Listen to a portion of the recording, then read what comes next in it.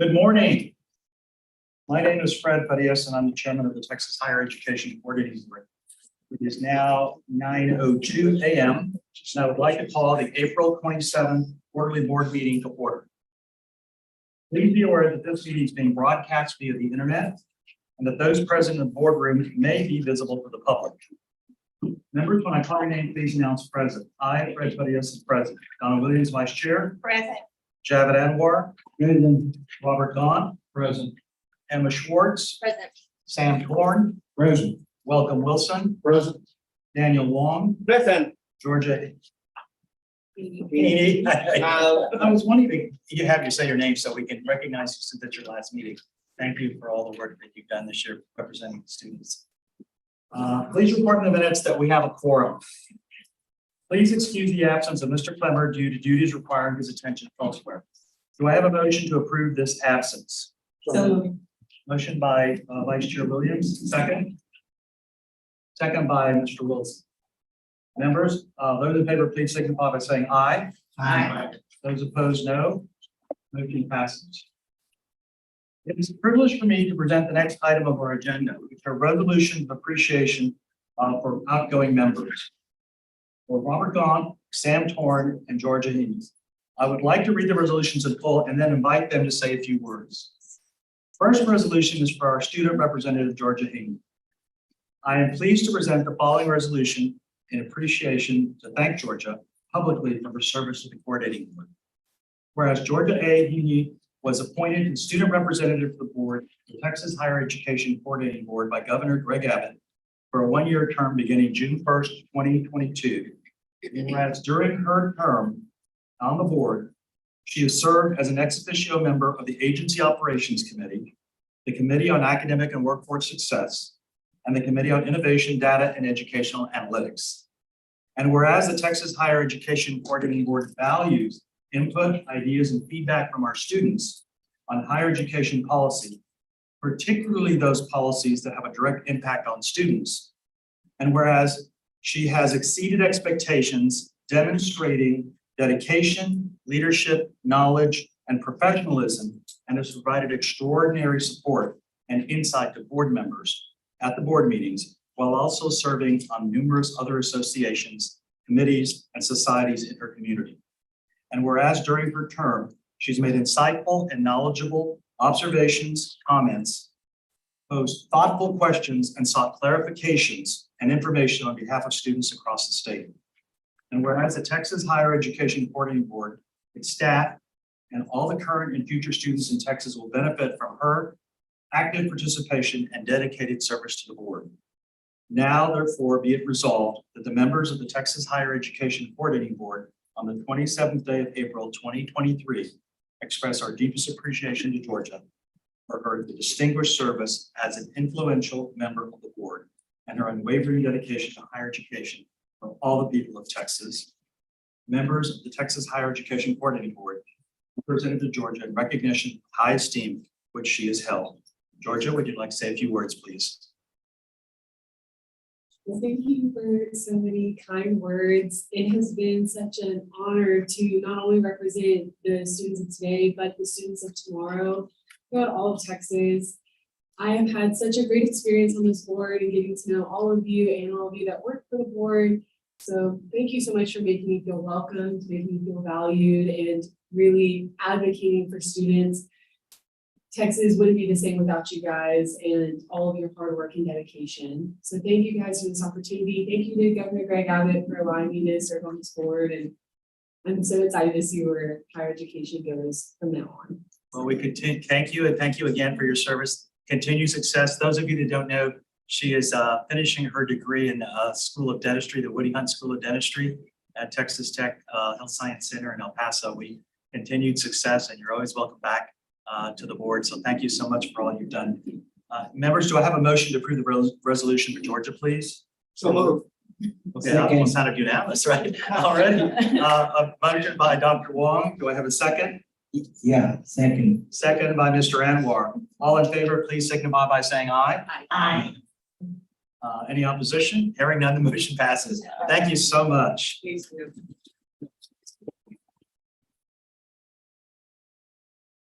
Second resolution I have a pleasure of reading is for Robert Gahn.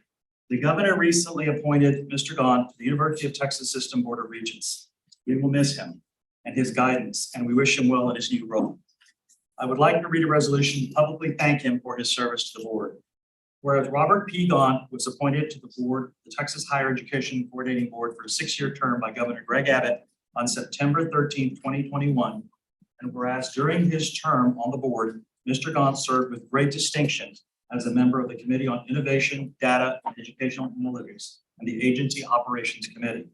Whereas Mr. Gahn is an important advocate for Texas higher education in the state of Texas, and the Texas Higher Education Coordinating Board has benefited from his interactions with legislators, educators, business leaders, regents, and trustees in Texas. And whereas Mr. Gahn's support of increasing higher education opportunities for Texas students and his commitment to helping make higher education possible for more Texas students will benefit students for generations to come. And whereas despite his brief tenure on the board, as Governor Abbott has appointed him to the University of Texas System Board of Regents, Mr. Gahn's leadership greatly benefited this board, its staff, all the institutions of higher education. And whereas Mr. Gahn brought to bear his remarkable achievements in business and his service to several community boards and organizations by focusing the Texas Higher Education Coordinating Board on the importance of creating opportunities for Texas students to succeed in higher education and in the workforce. And whereas Mr. Gahn has earned the respect and gratitude of his colleagues at the Texas Higher Education Coordinating Board, institutions of higher education for his service and support for the students of Texas and the goals of Texas State Higher Education Plan, building a talent-strong Texas, and will undoubtedly continue to serve with great honor and distinction as a university system regent. Now, therefore, be it resolved that members of the Texas Higher Education Coordinating Board on this 27th day, April 2023, express our deepest appreciation to Robert Gahn for his distinguished service as an effective member of this board and his resolute dedication to higher education for all the people of Texas. And be it further resolved that the resolution be included in the minutes and that a copy of the resolution be signed by the board members of the Texas Higher Education Coordinating Board be presented to Robert Gahn in recognition of the highest in which he is held. Robert, would you like to say a few words? Sure. Thank you, Chairman Farias. And yeah, this has been an amazing experience. Too short. I think I've just got up to speed on how all this works. It takes a little bit of time, but I can't think of a higher calling than what the staff is doing, the board is doing, and providing access, affordability, excellent education to Texas citizens. I mean, there's no greater calling than providing education. It's the way out of poverty. It's the way to grow our economic base for our families and for our state. And there's some key characteristics that I've witnessed being here, the hard work, Commissioner, that you've put in your team, and humility. There's a DNA of humility and hard work and excellence here. And you can see it, you feel it. And then this board I've been on a lot of boards. This board is really fantastic. Everybody gets along, you're committed. And I'm very thankful and I appreciate that. And Mary, I have to give you a shout out because you kept me out of trouble and you kept me on time. I showed up first this morning. I was the first student in class. And I thought I was 30 minutes late. So, so it feels good. But thank you very much. I really appreciate that. Appreciate you all and my fellow board members. And let's keep up the good work. Thank you, sir. Thank you, Robert. We appreciate all your service. Do I have a motion to approve the resolution for Robert Gahn? So moved. Motion by Mr. Korn, a second. Second. Second by Ms. Schwartz. All in favor, please signify by saying aye. Aye. Any opposed? Hearing none, motion passes. Congratulations and thank you, Robert. The final resolution is for Sam Korn. The governor recently appointed Mr. Korn to the Texas A&M System Board of Regents. We will miss him, and we will wish him well in his new role. I would like to read the resolution, publicly thank him for his service. Whereas Sam Torn was appointed to the board of the Texas Higher Education Coordinating Board for a 6-year term by Governor Greg Abbott on November 25th, 2019, And whereas during his term on the board, Mr. Torrance served with great distinction as Vice Chairman of the Committee on Academic and Workforce Success and a member of the Committee of Innovation, Data, and Educational Analytics. And whereas the board and the citizens of Texas have benefited greatly from his extensive business expertise, leadership, and vision for the state's higher institutions of higher learning, and his strong support for the implementation of the state's strategic plan for higher education, building a talent-strong Texas. Whereas his diligent work throughout his term have helped raise higher education standards, combated serious educational issues facing our great state. Mr. Torrance will continue his tireless efforts to achieve more seamless educational system as a member of the Texas A&M System Board of Regents. And whereas Mr. Torrance's commitment to students and to strengthening pathways for more students to achieve an affordable, high-quality higher education while advocating for the wise and efficient use of taxpayer funds will continue to benefit students and the state. Whereas Mr. Torrance's attention to quality, excellence, the use of common sense methods, and support of higher education will benefit the state and its students long into the future. His dedication, enthusiasm will certainly be missed by this board and its staff. Now therefore be it resolved that the members of the Texas Higher Education Coordinating Board on this 27th day of April 2023 express our deepest appreciation to Sam Torrance for his distinguished service as an effective member of this board and his resolute dedication to higher education for all the people of Texas. Be it further resolved that the resolution be included in the minutes and that a copy of the resolution be signed by the board members of the Texas Higher Education Coordinating Board and presented to Sam Torrance in recognition for the high esteem in which he is held. Sam, would you like to say a few words? Well, I had an hour and 10-minute speech, but God has to leave at 1 o'clock. So before I thank a few people, I want to make public note that during my term on the board, we have been advocating for the Fighting Academics football team for the Higher Education Coordinating Board.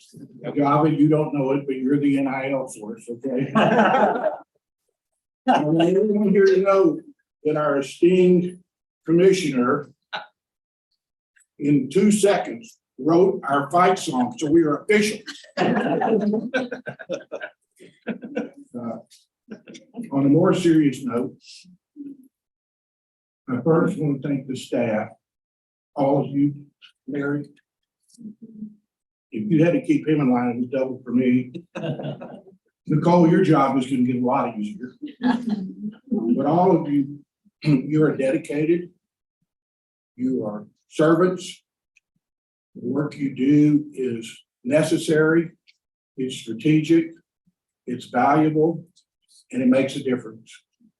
And you need to continue to do that because those of us who see it and see the results are eternally grateful. To the commissioner, you're the real deal. And I think, I didn't know this when I came on the board, but the Texas Higher Education Coordinating Board needed fixing. And you're the fixer. And what you have done in a short time is turned an organization that by some accounts was more combative into something that is very collaborative. And as a result, higher education in Texas is being served in a way, I think, that it has never been served before. So hats off to you and thank you for that. I want to echo Mr. Gonk's comments about the board. You are all talented. You're all extremely bright, but you're also very good people, high quality people. And for the high salary you're paid for this position, you put in a whole lot of work, and your insight and direction is wonderful. But for me personally, it's been a great experience relationally with each of you. And I'm very, very thankful for that. Finally, just let me say this. I am passionate about access to higher education for every student or potential student in the state of Texas, whether they're a high school student, a working mom, a dad, a grandmother, I don't care. We have the resources, we have the ability. You know, we have lots of kids who on merit can gain access to our institutions of higher learning, and we've got to get them there. And you guys are making a dent, but we got to keep fighting till we give every single student the best opportunity we can. So Chairman Frias, thank you very much for your kind words. You'll be speaking at my funeral. Other than that, let's get down to business. Do I have a motion to approve the resolution for Sam Torrance? So moved. Second. Motion by Ms. Williams, second by Mr. Anwar. All those in favor, please signify by saying aye. Aye. Any opposition? Hearing none, motion passes. Congratulations. Thank you, Sam.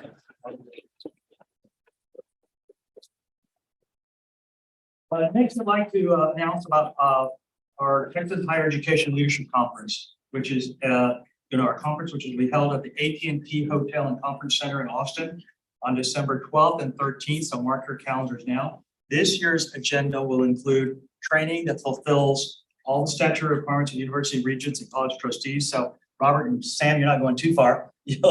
We'll see you in December. And then the 2023 State of Higher Education address by Commissioner Harrison Keller, which is always a highlight for the state of higher education. A showcase of the STAR Award winners recognizing the exceptional work of our institutions in higher education and exciting new programming. The event is so great. It's really growing every year, and it's great for the institutions to have representation from all our institutions across the state, because it's a great learning environment of what's going on in higher education in our state, which is also being followed by a lot of national higher education institutions and other states with the great work this board and our great state and all the stakeholders in higher education in the state are doing. More details will be shared by the coordinating board's website, and through other outlets soon, so stay tuned for that. Next, we're going to go to agenda item number 2, which are the commissioner's remarks. Commissioner will provide remarks on some of the agenda items for today that we'll be discussing. Commissioner.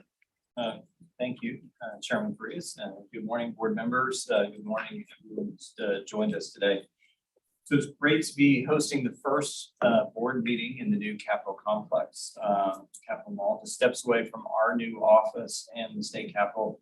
As you all heard yesterday in the committee meetings, it's a very busy time at the agency right now. And of course, the legislature is in full swing.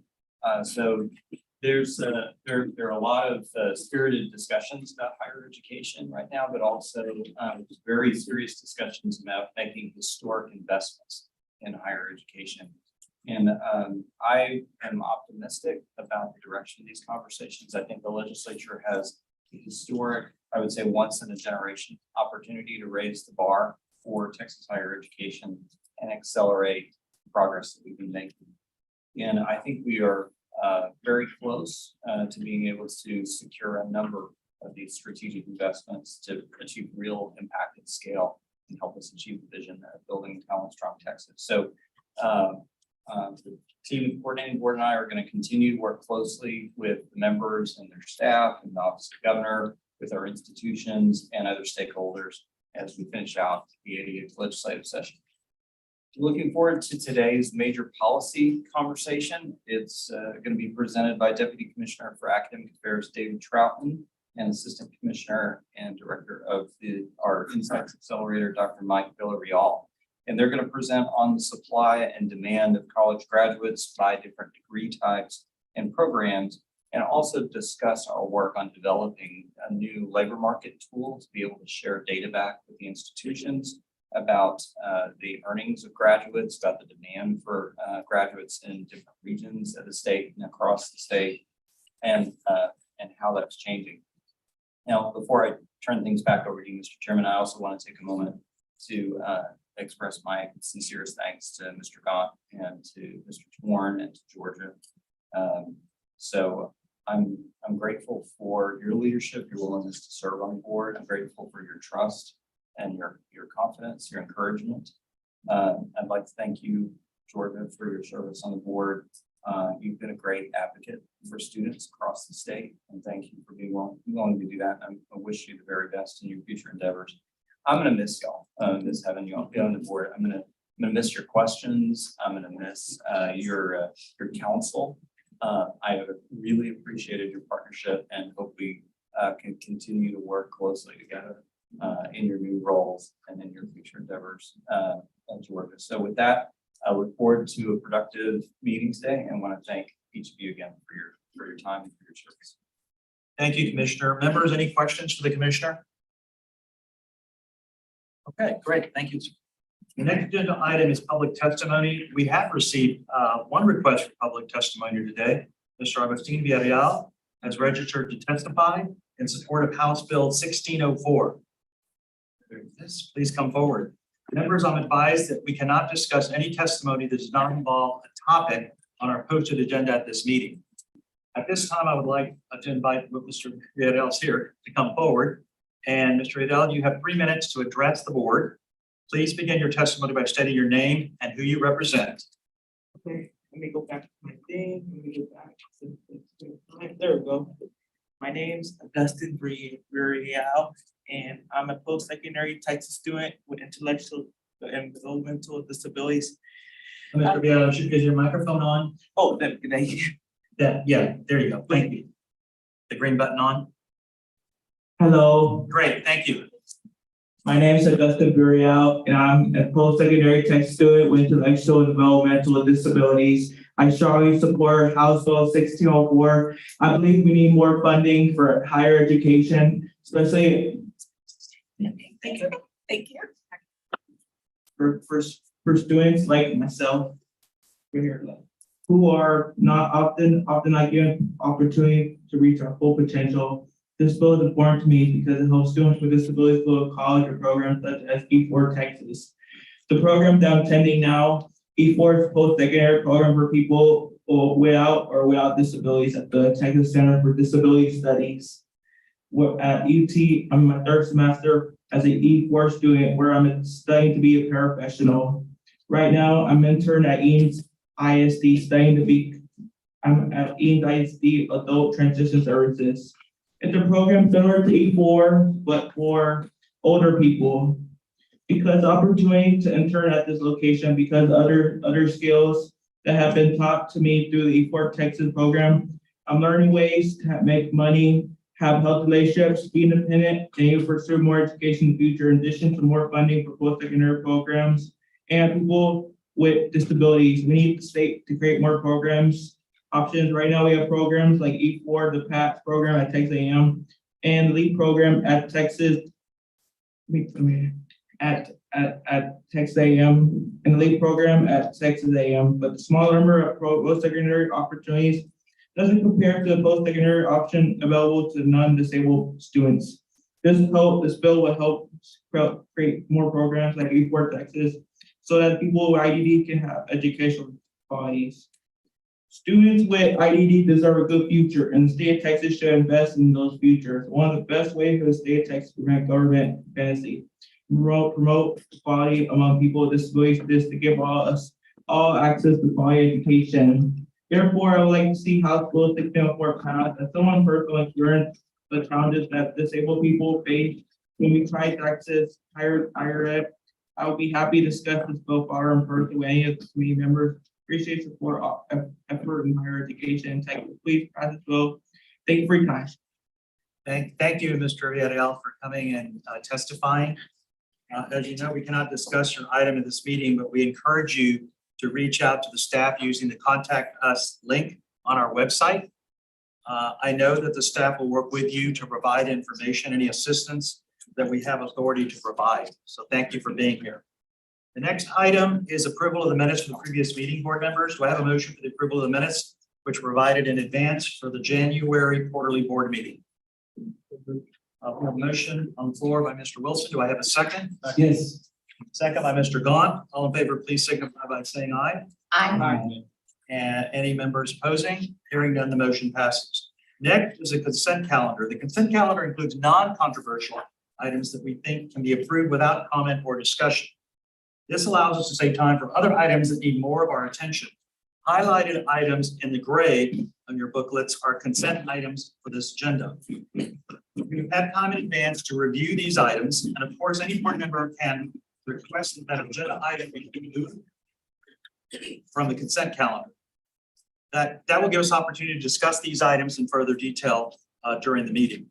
We're going to take up the consent calendar in two parts, non-traditional or non-rule items, and then the rule items.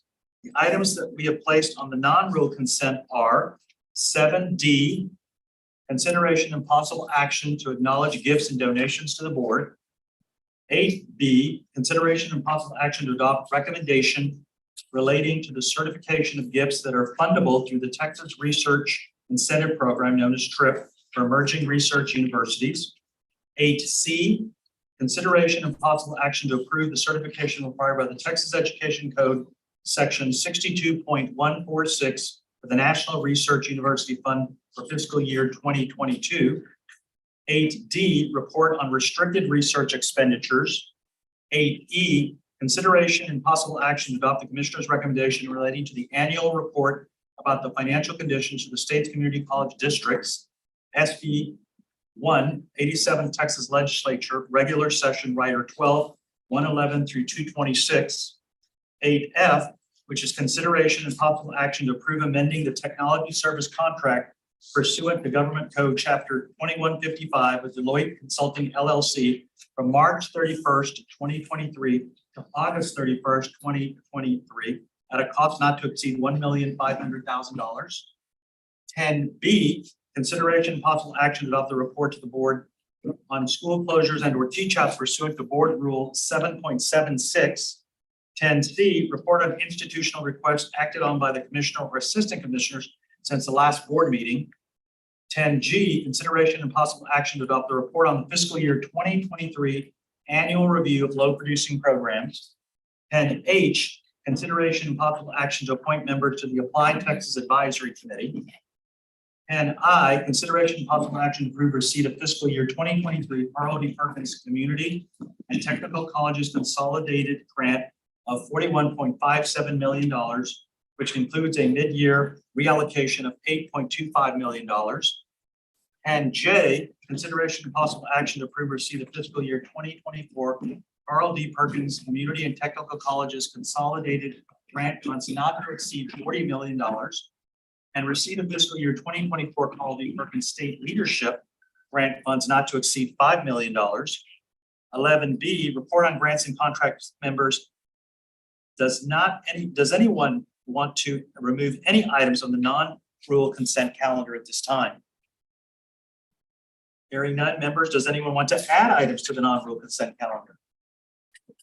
Hearing none, at this time, I would like to add agenda item 10F to the non-rule consent calendar. That's agenda item 10F is consideration and possible action to adopt request to extend the current contract with the University of Texas at Austin for the maintenance to the Applied Texas system. Do I have a motion to approve the non-consent calendar as amended? Motion by Mr. Gordon. Second. Do I have a second? Second. Second by Mr. Anwar. Any discussion? Hearing none, members, all in favor, please signify by saying aye. Aye. Any opposition? Hearing none, the motion passes. Members, the next item of the consent agenda are board member rules. The rules placed on the consent calendar are those that are either technical, conforming, or implement non-controversial policies around which there is consensus. Members, the rules of the consent calendar are HG1, consideration and possible action to adopt proposed amendments to board rules 13.101 through 13.104 and 13.109 concerning limitations on hours eligible to be reported for formula funding to the coordinating board. HG2, consideration and possible action to amend board rules 22.1 concerning definitions. 8G3 is consideration and possible action to amend board rules 22.22 through 22.24 and 22.28 through 22.30 concerning the tuition equalization grant program. 10M1, consideration and possible action to adopt proposed amendments to board rules 1.188 and 1.190 concerning the Learning Technology Advisory Committee.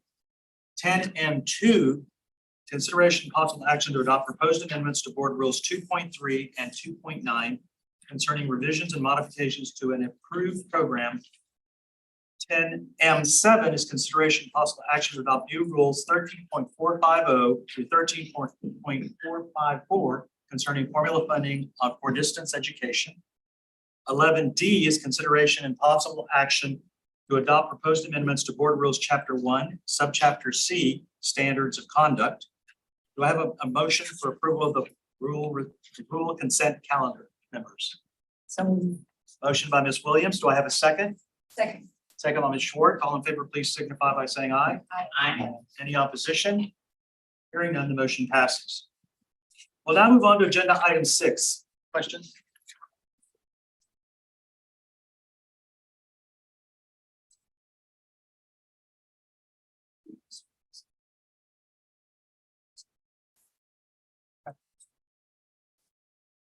Okay, so we have a request to work on the feedback of the system, so we're going to take a short recess.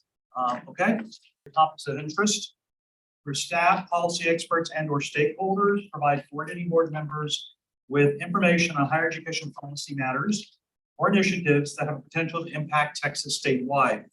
Major policy discussion will focus on the importance of aligning higher education to changing workforce demands. Dr. David Troutman, Deputy Commissioner for Academic Affairs, and Dr. Michael Villarreal, Assistant Commissioner for Texas Insight Accelerator, will provide the overview and be available for questions. Dr. Troutman. Great, thank you so much. Thank you so much for having us this morning. I'm so excited to do the intro to this discussion. But before we jump into the discussion, I do want to thank the Coordinating Board Foundation, Melissa Henderson and her staff. I also want to thank the Strata Education Network for funding this opportunity. It's critical that we figure out how to use data and inform our stakeholders in a way that they can use those data so that we can build that talent strong Texas, so that we can identify credentials of value for students. We have to make sure that our degrees are aligning with the marketplace needs. Or, we just have to. That's the bottom line. So, but within this effort, I think it's really, we have to acknowledge the challenges. If it were easy, it would have already been developed and created by someone and probably try to be sold to us, right? So we have to think about how we can use the rich data in Texas to really inform and guide a variety of stakeholders. And I'll talk about the stakeholders in just a second, but I did want to address the complexity of this work. I think the first thing we have to acknowledge is the rapid changing markets in Texas. We have a thriving economy. We have this thriving engine that's constantly changing and transforming based on the needs and priorities of our economy. And I think due to that fast pace, higher education is challenged because in order to develop a program and in order to develop a platform for students to go down this pipeline to receive a credential of value, it takes time. And so you're hoping that you've modified it in a way that it's not only going to meet the students' needs to succeed in that credential, but that credential is also going to meet the needs of the current status of the workforce demands. I think second, the varying, Texas is large, we all know that, but just the complexity of local, regional, and state demands. We have a thriving economy, like I mentioned, but each region is its own ecosystem of workforce needs. And so as Dr. Villarreal discusses, it's complex because based on what level of analysis you're looking at might tell a different story. I think third, the lack of data and data alignment that occurs in this world. I think we have to acknowledge that in higher education, we have a classification system when we talk about degree programs. The private sector and Texas Workforce Commission have a classification of how they define jobs and industries. They're not necessarily defined or they're not aligned. And so this work that Dr. Villarreal is going to be discussing is both science and art. We have to make a series of assumptions associated with that. So for example, with our rich data, we know where our students are working in their industries after they graduate with us. However, we don't know what exactly their job descriptions are or their occupations based on the limitations with the data that's gathered by the Texas Workforce Commission. So a person receives an accounting degree and graduates and starts working. We know the types of industries they're working in. We know that they're in finance. We know that they're in food industry. We know that they're in retail trade. But we don't know if they are, for food services, we don't know if they are working at the front counter or if they're the CFO for a company. We can use the dollar amounts of their earnings to really provide a proxy, but more work needs to be done to capture that. And I know there is a movement across states to embed occupational titles, but we're not there yet. And then lastly, what makes it so complicated is a lot of this is student choice. So students choose and follow their passion on what types of programs they're going to pursue. And then also, they're going to choose where they live after they graduate. So based on my previous experiences at UT System and working with UT RGV and other regional universities, I know firsthand when students were talking, I'm receiving this degree in the Valley, I have no desire to leave the Valley. My family's here, my network's here. And so we have to really wrestle with the supply and demand associated with those individuals who choose to live near a family versus the thriving economies of DFW, West Texas, East Texas, Central Texas. And so I also want to acknowledge the great work of the Texas Workforce Commission. They have a plethora of different data portals associated with employment, unemployment, job projections. So you'll hear Elizabeth Mayer, our assistant commissioner, talk about the 10-year projections. And that's where we're getting that from, is from the Texas Workforce Commission. However, 10-year projections really aren't as timely as we need them to be. We have to think about quarters. We have to think by year. And so really using this grant and Dr. Villarreal working with a company called Burning Glass Institute, it's really going to provide us timely information about the job postings that are out there. And it's moving well beyond just thinking about forecast of occupations. I also want to acknowledge that Texas Workforce Commission does provide, like I said, a number of portals, but as you start interacting with those portals, you have to be very data savvy to figure out how to download those data and make them and convert them into action. And so with this grant, we're really trying to build a tool that's going to provide information and insight within seconds and minutes, not hours, weeks, months later, right? So I think that's important to acknowledge. Mr. Torn had mentioned yesterday during committee hearings that, and I'm paraphrasing, but if you build it, they might not show up. And we have to always consider that. We have to make sure that we're listening to our stakeholders of what their needs and wants are when we're building tools. It can't be foreign to them. I'm a believer in trying our best to make sure that our stakeholders see themselves in the tool so that they can embed that into their operating culture and use it on a daily basis. I think last year, we provided an opportunity for the community colleges to access a dashboard through something called Lightcast. It's basically a series of dashboards that provides job postings by even down to the city, region, the state. And interestingly enough, it wasn't used. I think it wasn't used because it wasn't resonating with our community college stakeholders. And so once again, that's why we have to create this engaged user community to make sure that people are feeling heard, seen, valued, so that it resonates with them so they can create these actions. Next slide.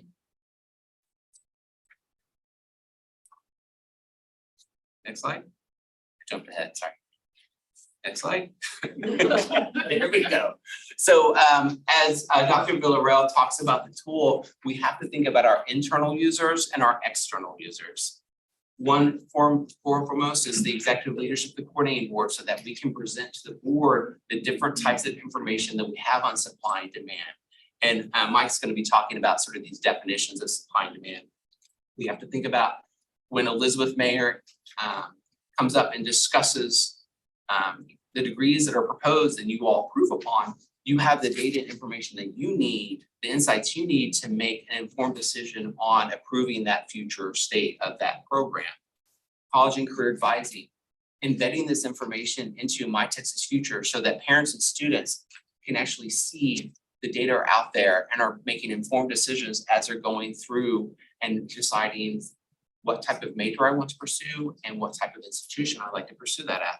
Student success, as they come to us, Jenny L. Struthers can work with our institutions to think about student success and enhancing their abilities to meet the market needs. And then lastly, workforce with Tina Jackson and thinking about the 2-year and private sectors of programs. When we think about external users, we think about university leadership, we think about provosts, vice provosts that develop programs so that they have that information, departments, deans and department heads, as well as career services. I think from my perspective and my experiences, career services can be rather an afterthought. It's like, well, I'll go and have career services look at my resume. No, they should actually be engaging right when they step foot on campus so that they understand the opportunities as they're pursuing courses and degrees at the institutions. And then lastly, student affairs and thinking about academic advisors and supporting students as they're going through and taking these courses. So our roadmap going forward, think about this as sort of the foundation of the house. This is the first step of us building a tool that will be the foundation.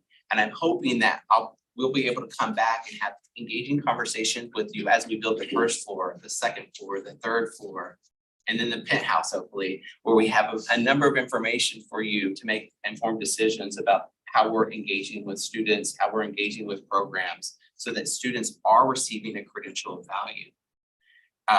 A second phase that we're going to focus on is really understanding the benefits, doing diagnostics to understand the impact we're having on students' lives. So once they receive that credential of value, how is it impacting them? Are they receiving a livable wage? Are they experiencing economic mobility? And so that's phase 2 that we'll focus on. And then really leaning in on Dr. Villarreal's expertise on understanding whether or not there's a treatment effect. I think that will be a latter phase. If we modify a program, so for example, if we embed a Grow with Google micro-credential in psychology for students, is it really having an impact, an economic impact for that student? And with these data, we can follow students over time to understand whether or not that happens. So once again, it's making sure that the board is informed, making sure that our leadership is informed, making sure that institutional leadership is informed, and most importantly, making sure that our students and parents are informed. So we get them excited about coming to higher education so that it will change their life in the long term.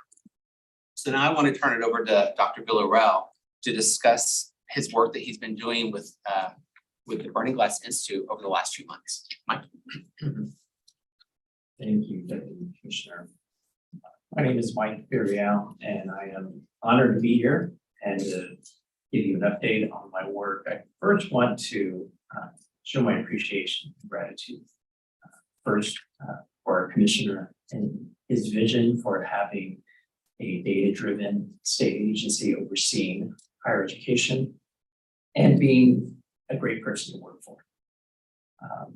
He had this idea of creating a nimble research unit that will really advance evaluation and the use of data among our college partners. And so that's why I'm here.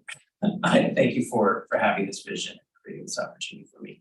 I also want to thank my colleague sitting to the left of me, Deputy Commissioner Troutman, for his support in allowing me to do this work and find resources to support this important work for our college partners.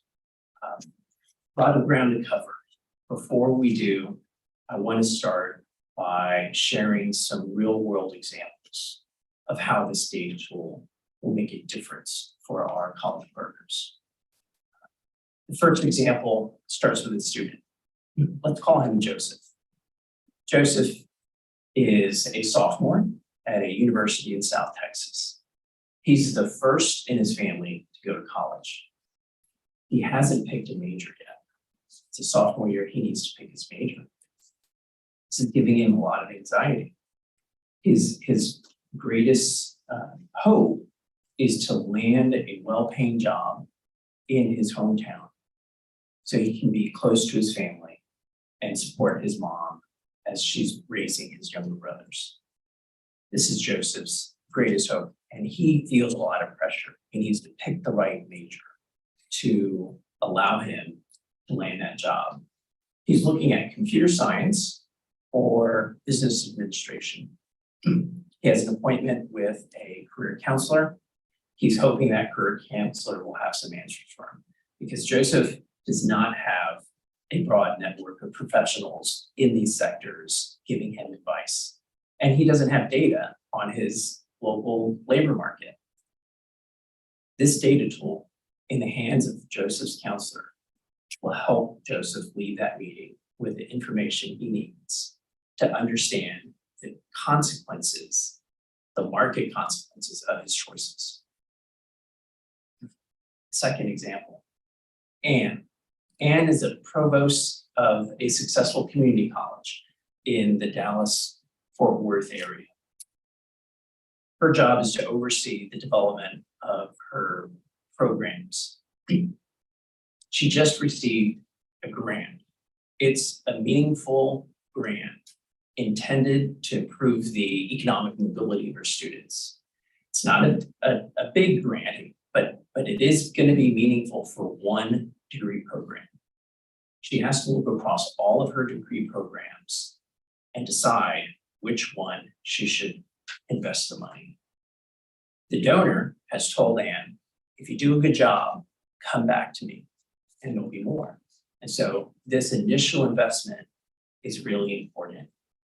Anne needs to be able to pick the right place to put this money. Our data tool will allow Anne, the provost, to scan all of her degree programs and observe where to place her bet. What program will have the greatest chance of impacting the salaries of her graduates. Finally, and maybe to come up, but it's very relevant and it's closer to home. And this is not a fictional character. Assistant Commissioner Elizabeth Mayer. You've given her a task to oversee the approval of programs that can answer how their new programs align with their labor markets. That is an innovative policy change that currently lacks data infrastructure. Our data tool is filling that gap. So that in June, when the new rule that you passed goes into place, when colleges send in a notice, online survey notifying us they're going to create a new program, they will automatically receive a link to our data tool that will allow them to have at their fingertips detailed information about their labor markets and to be able to make the case in proposing their new program, how their program aligns with their local labor market. So those are a few examples. I'm going to be offering some attention to some of my other assistant commissioners in the program because this tool really touches all of our work in the agency. We can move to the next slide. A little bit about the unit that was created to do this work, Texas Insights Accelerator. That's the group I've been put in charge of. We are mostly quantitative data researchers, but that's not enough. It was mentioned earlier, if you build it, they may not come. That has been our experience with some data products that we've made available to our college partners. We don't want that to happen. And so our approach is different in that we are going to be helping translate and evolve data into information. This graph is meant to sort of show you the evolution of how to go from data to wisdom. And that we as researchers can do a good job of translating data into information, identifying just differences between data points. We can even get to knowledge where we identify the relationships between data points. And if we're really good, we can get to insight, where we can identify in any given situation where we are and then where we want to be. What we lack as researchers is the intricate, detailed wisdom of practitioners, people who actually run academic programs, people who actually work with students to advise them. And so we can't get to wisdom without collaboration with our college partners. What does this look like in reality in this specific tool? In May, we're going to be working with a dozen college administrators, training them in the tool, collecting their feedback, what works, what doesn't work, what is unclear, how can we better explain it, what questions are not being answered that we need to go and find better data to answer those questions. It's an iterative back and forth process that will take place over multiple months. And in fact, it will never stop. The way your iPhone or smartphone keeps on getting updated, this data tool will be a continuous improvement because we're interacting with the users, building a user community, making sure that it meets their needs. Next slide. Demand and supply. Okay, so this is kind of Econ 101. I apologize, but I want to make sure we're all on the same page with a few terms. There's 5 terms. There'll be a quiz at the end of the session. Just playing. But these terms are important because they're kind of technical and they're often thrown around like jargon. And we want to make sure that we have a shared understanding of what we need when we say degree programs. A degree program in this project is a unique combination of a degree level, like certificate or associates or bachelor's, and a major field of study. So an associate in health professions, or a bachelor's in computer science, or a certificate in precision production. So that's what we're analyzing, is a combination of a degree level plus the major field of study. Graduates. When in this tool, we're really interested in the graduates who are interested in entering the labor market. And so when we chart graduates with this tool, we're actually leaving out graduates who continue to enroll in college to pursue a higher degree. Those folks, we believe, and we want to be conservative in this analysis, shouldn't be counted as part of the labor supply upon graduation if they have an interest of continuing to pursue an education. And so when we're doing graduate analysis, we're really counting folks who are immediately interested in entering the labor market. Demand and supply and market alignment. I'm going to hit these 3 terms all together. Ideally, this is what we'd like to see. For any given college, we've identified where their students historically have found jobs. That is their labor market footprint. Everybody's footprint is different. So for example, graduates out of UTSA, we know by looking at over a decade of data that their graduates end up taking jobs in 244 different counties in Texas. But 55% of them are concentrated in the San Antonio and New Braunfels MSA. University of Houston Clear Lake, their graduates find jobs historically in 225 Texas counties, but 75% of them are concentrated in Houston.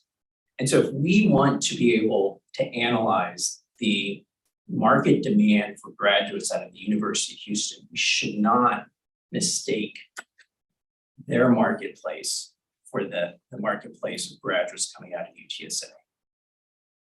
And in an ideal situation, let's take the UTSA example. We see their footprint, we identify all the job postings in their market area. we're able to classify those jobs by major. We'd like to see how the different majors distribute across their regions, across majors.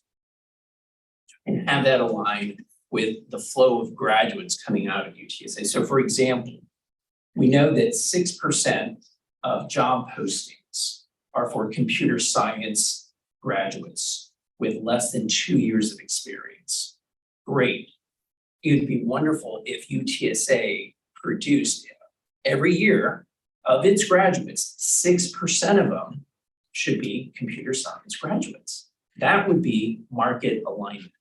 And so when we're talking about demand and supply, we're talking in terms of percentages.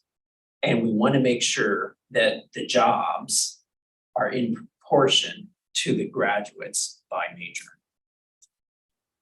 Feel free to ask me any questions during this presentation, by the way. Okay.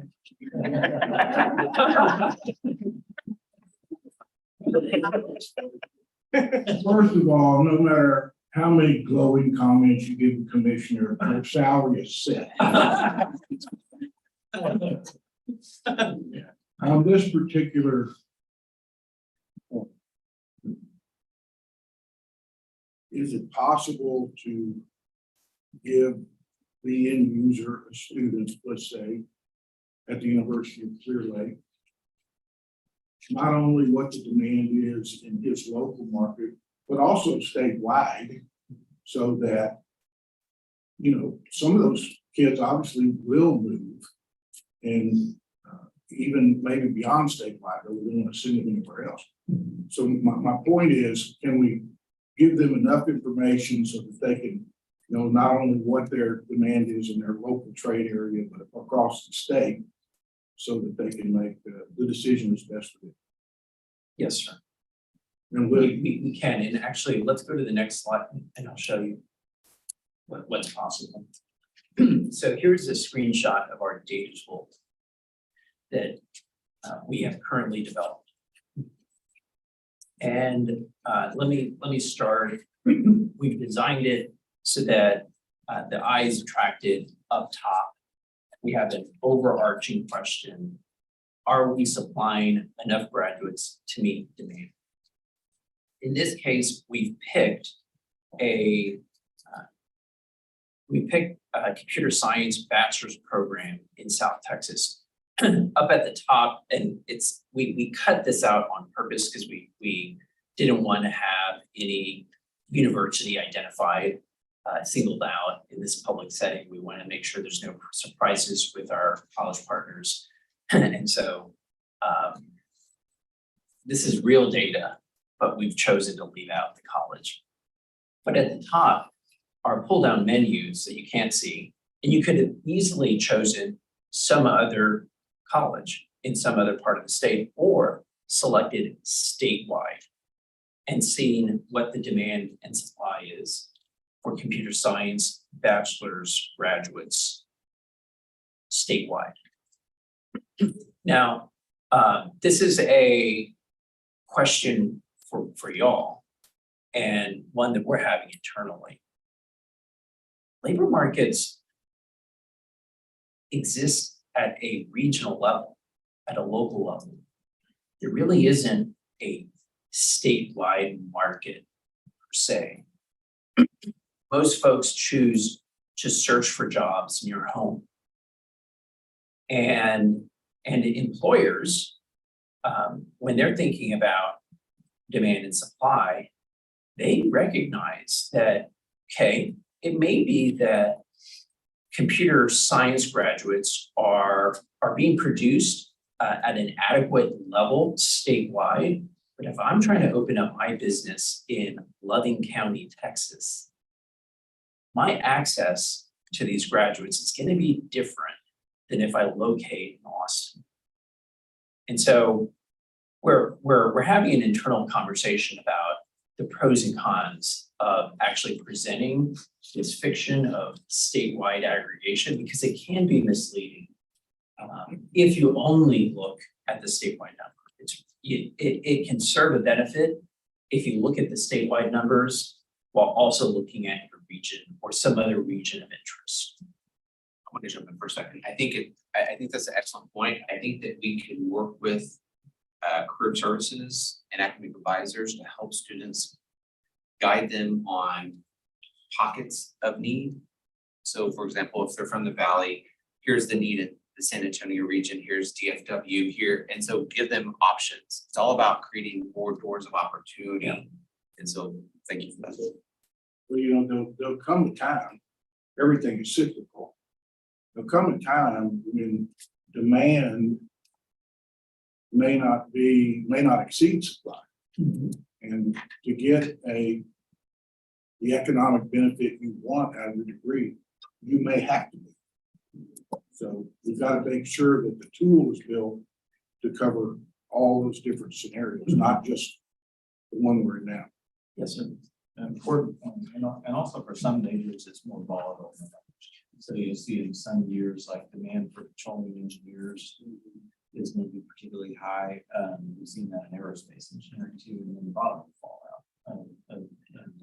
So what graduates were expecting when they started their program, that may be very different from the market they encounter when they're actually receiving. So we're wrestling with like how do we best present this information to students about. So I think it might be helpful just very quickly just to say, like, just describe what's each of those different elements make sense. So up at the top, we have two gauges of equal size because we think that these are two important numbers to pay attention to. The first is supply relative to demand. So in this case, computer science bachelor's programs are being undersupplied. The demand is twice the size of the supply. And if you look at the second gauge to the right, the demand is above average. It's at 6%. The typical demand for the typical major is about 3%. So high demand, meaningful undersupply. But if you go down one row, you get more context. And we see that this school actually has done a tremendous job of trying to respond to the market. They go over a 20-year period from about 40 students to 558. It almost has an exponential bend to it. If you go one row lower, that student would be very interested in this particular graph. Median wages. Starting out, they can expect to earn 63,000. The green band shows the range 25 percentile to 75th percentile. So it gives them a sense of possibilities. And then over time, what they can also expect. And so their salaries 5 years later is about 90,000, and then 10 years later, 100. And my eyes are not what they used to be, 114,000. I look here are my glasses. And then the final set of data includes a chart that shows what occupations that they're entering.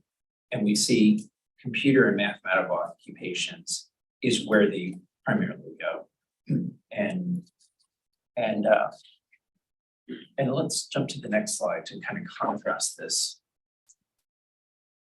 So English literature bachelor's program in Central Texas. This tells a different story. Instead of undersupply, we see tremendous oversupply. So the proportion of jobs that are seeking English lit majors is a fraction of the amount of graduates coming out of this particular university. The demand is low as well. So below average at 2% of all job postings for graduates with less than 2 years of experience. We see that this university is experiencing kind of a leveling off of English literature graduates. And And in terms of wages, their starting wages is half that of the computer science major. We also see in the final chart that these graduates find employment in a variety of places, and there really isn't one occupation that is their primary or majority destination. The largest share is in education, instruction, and library occupations, and that's at 21%. Next slide. This is a final example of an analysis of a health profession associate program in North Texas. Up at the top, we see undersupply of graduates for this program and tremendous demand. So 29% of all job postings for graduates with associate degrees are in the health sector, and they're looking for these kind of graduates. But this college is only producing half that share. If you look down, we see variance in the production of graduates in this area. Really interesting that the wages almost matching the starting wage of computer science bachelor's degree graduate. That's how in demand these workers are.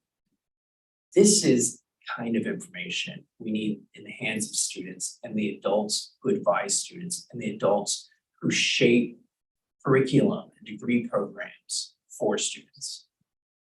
It will have a tremendous effect in getting folks to have constructive conversations about, okay, we're undersupplied.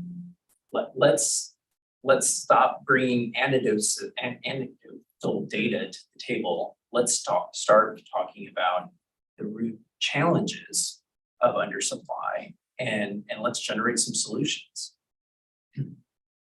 This will be very useful outside and also inside. Yes. A quick question about the Trustee. users. You don't list students themselves as users. Do they have to access this through a counselor? Is it open to the public? Can economic development agencies use it? This is going to be a public tool, so anyone can use it.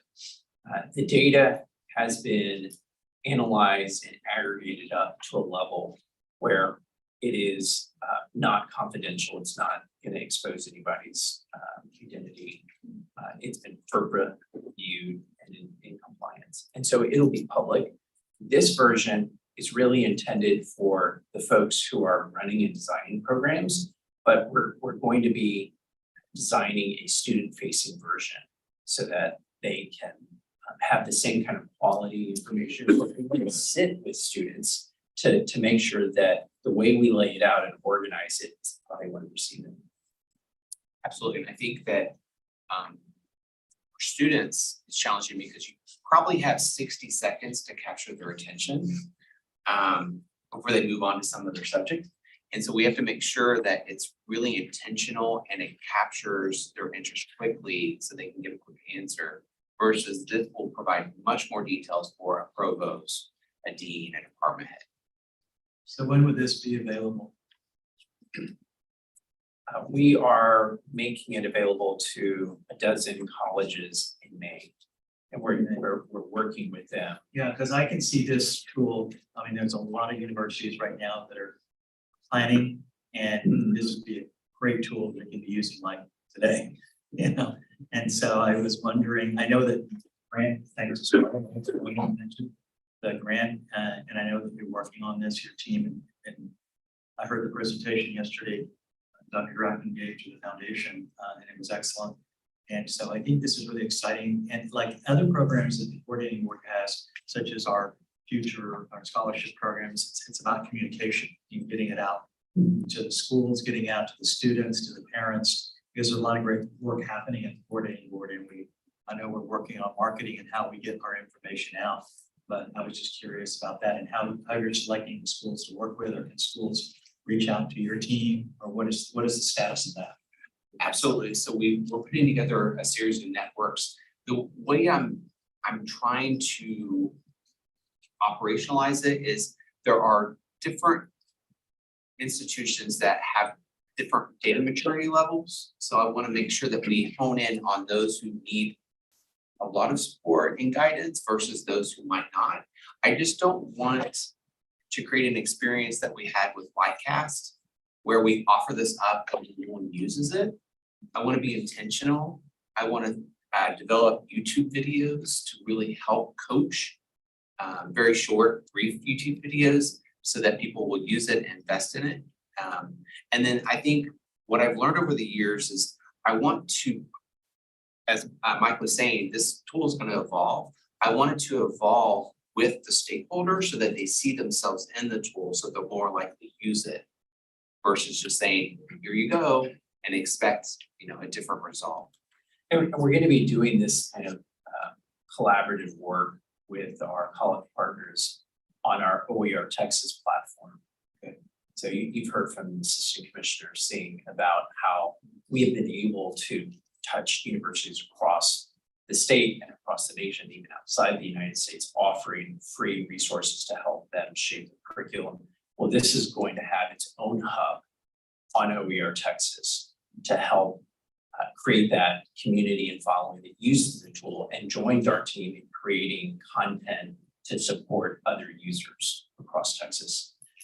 Where we are ready to go.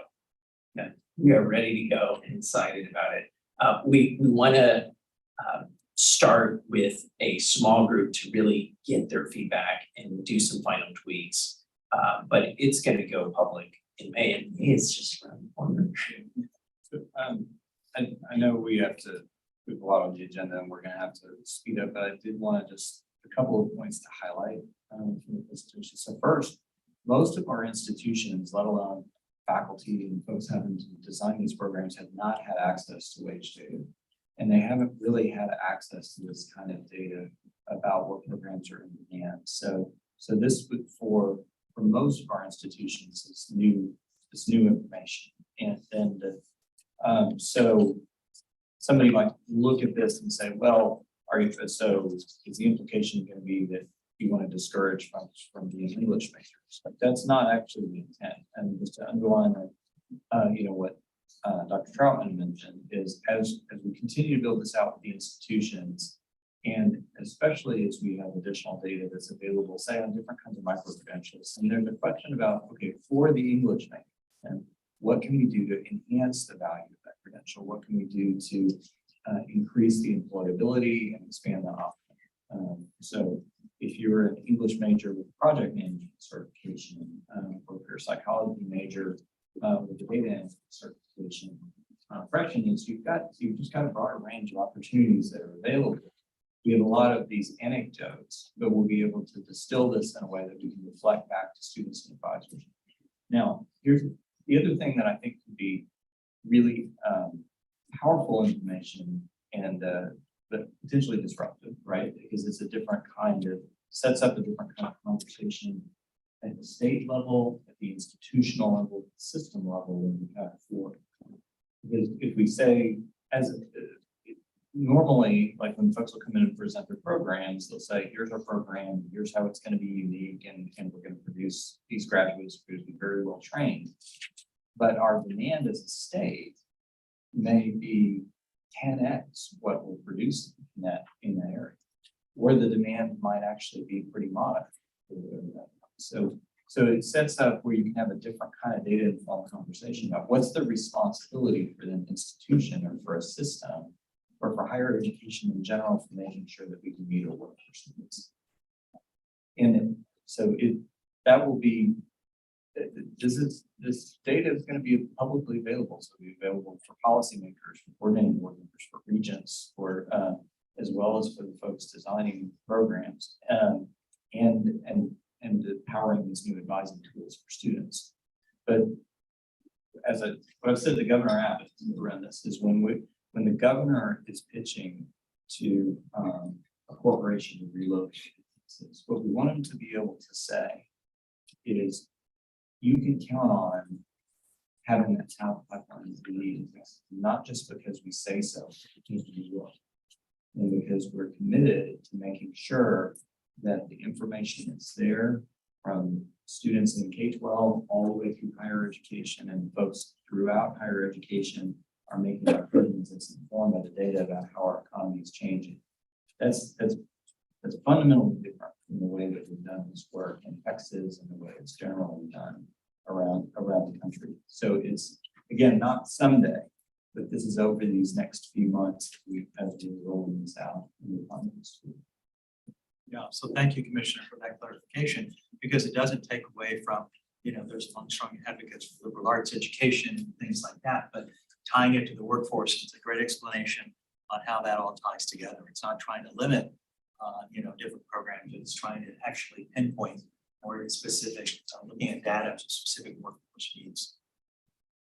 So I'm not interested in Robert missing his plane, but I want to emphasize what Emma said. Because at the end of the day, the most important person is the student. And practically speaking, let's say you're at A&M or Texas or a big state school. Let's say freshman and sophomore, you've got 25,000 students. Well, you can make an appointment to go see career services and, maybe that appointment gets delayed, maybe you have a conflict, blah, blah, blah, blah, blah. What would be better is right there, there it is. When they're a freshman or a sophomore, they get an email or a text or a social media message that says, look, you're undeclared or you're majoring in X. Click on this link so you can see what your opportunities are as you're planning your college career. Then come see us at Career Services. That's how you get to it. Agree, and this site is already smartphone adapted. So when it goes live, it is appropriate for the phone and can be accessed by the students so that their advisor is in their back pocket and they can pull it out and they can research. I also want to sort of lean in and use our current products like My Texas Future and other products and infuse this information in there. So right when they start applying for college, they have it at the get-go, and then they can follow their path as they're going through to be better informed on types of courses and programs they're engaging with. Just quick comment. It's a great data. I really appreciate you guys' tremendous work, and but by and large, I still feel like there's a gap there. I believe it's fine, relatively speaking, we know that, but you formalize it and put it in a very presentable way. That's very important for all the users to use. But we know that computer science is making more than English major, things like that nature. So what's the outcome? The provost look at that. My college has generated more English major. Okay, so we don't have any authority to tell them, really, you need to get the certificate program for those people, things like that. And the student will have the choosing as well. So what will be that gap is very tremendous because the school is very interested in getting all this English major because it's the same payback per student. And the student like to graduate with a college degree, but they just like some of my friends kids, so they say English major is easier than computer science major, things like that. So this is a gap that how am I going to bridge the gap? The folks, other students know that too.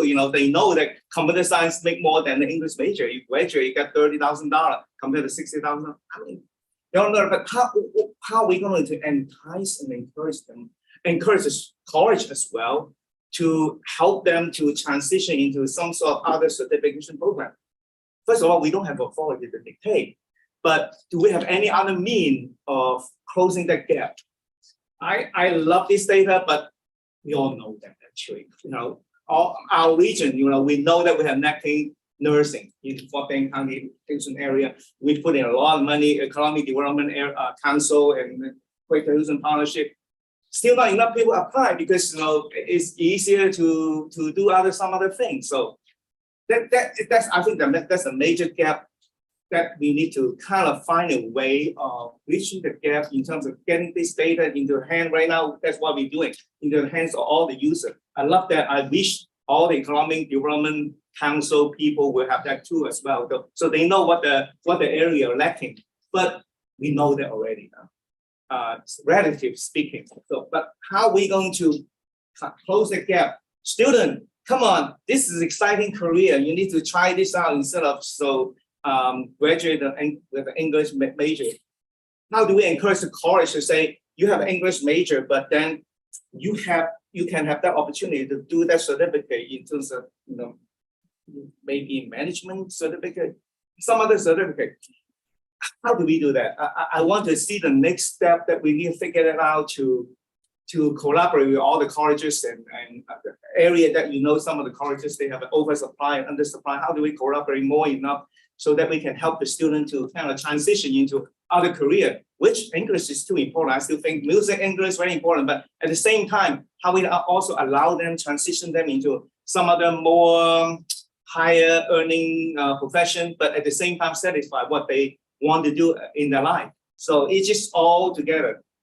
In terms of the market, I still like the market dictate, where to go. So it's hard to say, I want to make the robot to go to all engineer, go to all the professional, but that's art and science. In terms of all these, intricate things, I think we still can play a role of, coordinating with some of the colleges and the stakeholder. So the gear to work, helping them to create some more associate program for the college, and the student also be able to help them to understand they know where to go, but also at the same time to lower their fear of, I really don't want to go to engineering because I know it's hard. So let's go to English major. So I get things like that nature. I think that's a lot of things that the counselor level will be able to encourage to do. So next step is. And so for my goal as the deputy for my divisions is to, these data are intertwined with all our divisions of student success, college and career advising, digital learning, academic and health affairs. So we're all doing this full, thank you. So just pressing forward to make sure that we're providing that insight.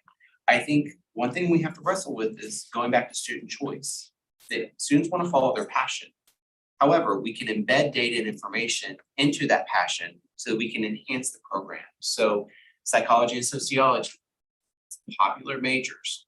How can we embed data science and other types of credentials that can boost their value of earnings, but also doors of opportunity? I agree with that. So Dr. Troutman and Dr. Vialli, any closing comments? Oh, a few more slides? Yeah. Well, I think that, once again, I think this is the first of many conversations we'll have with you all on the evolution of these tools. We're going to be very thoughtful and understand what's currently happening at our institutions across the state of Texas to highlight some shining stars and how we can look at those best practices and make that universal across all institutions. This is just the start. And I think in order to meet our 550,000 degrees, our credentials of value each year, we have to lean in and make sure we're using this type of information to hit those goals by 2030. So you're exactly right. This is the beginning of a conversation that's going to progress a journey. And so we do appreciate you putting this on our radar screen and great major policy discussion. I think it's very timely and it's going to be very useful for our institutions. So thank you so much, both of you, for being here and presenting, and we look forward to continuing this discussion. Thank you. Thank you so much.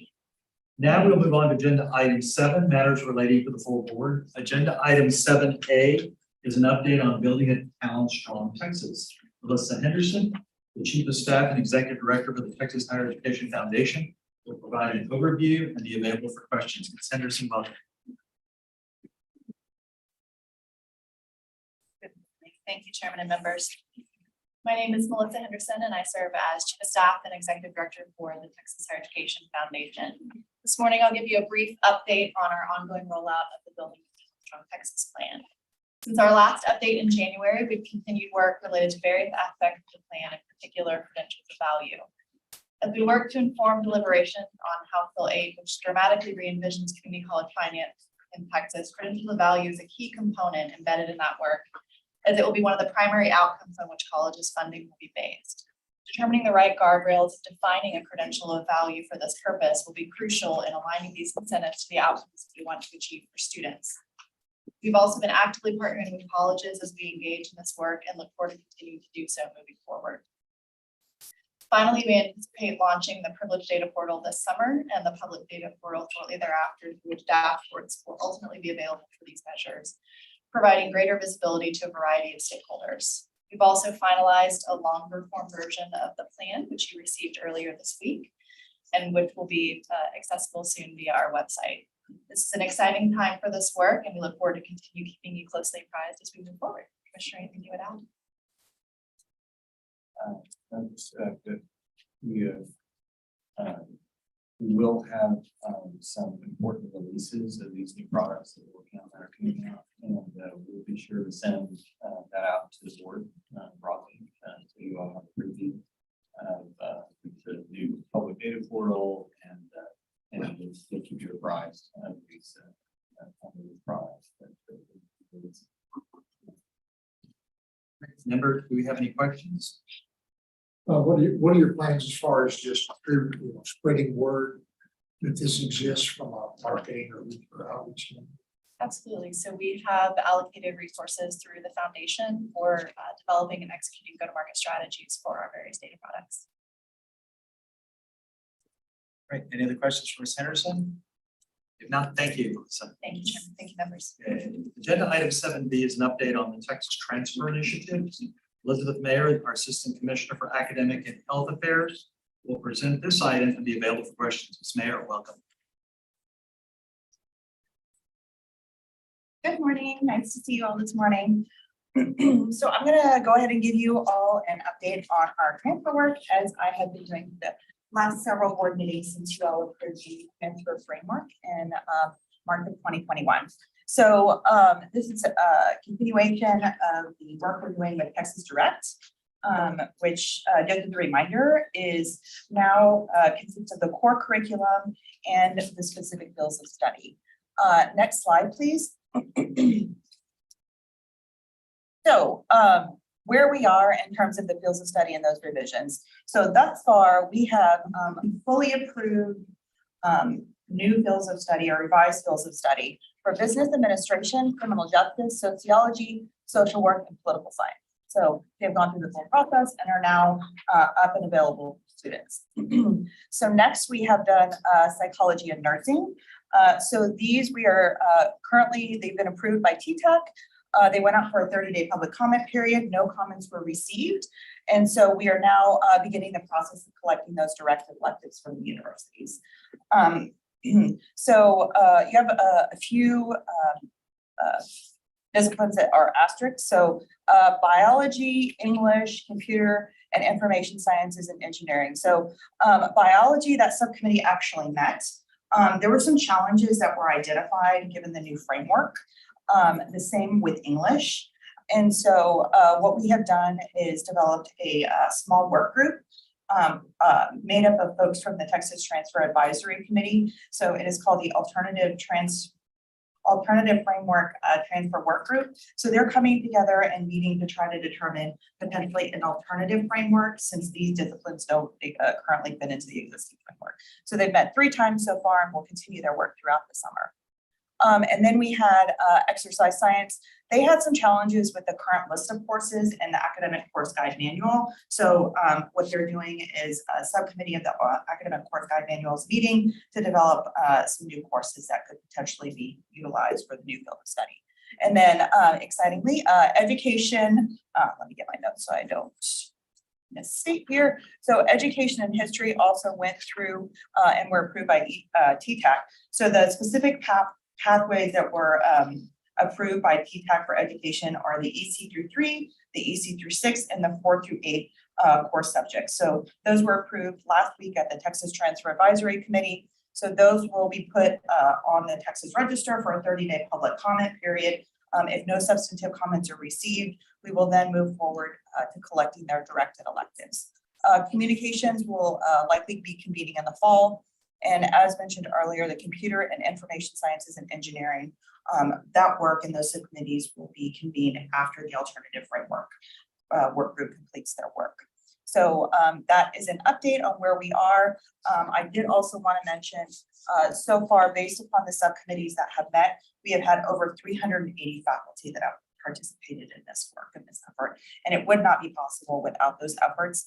I think as I've shared before, this is typically about 7 to 8 hours of time for these faculty to take away so they can work on this important effort. So it's an exciting piece of work, but it does come with a significant amount of time for the faculty and for the institutions that participate.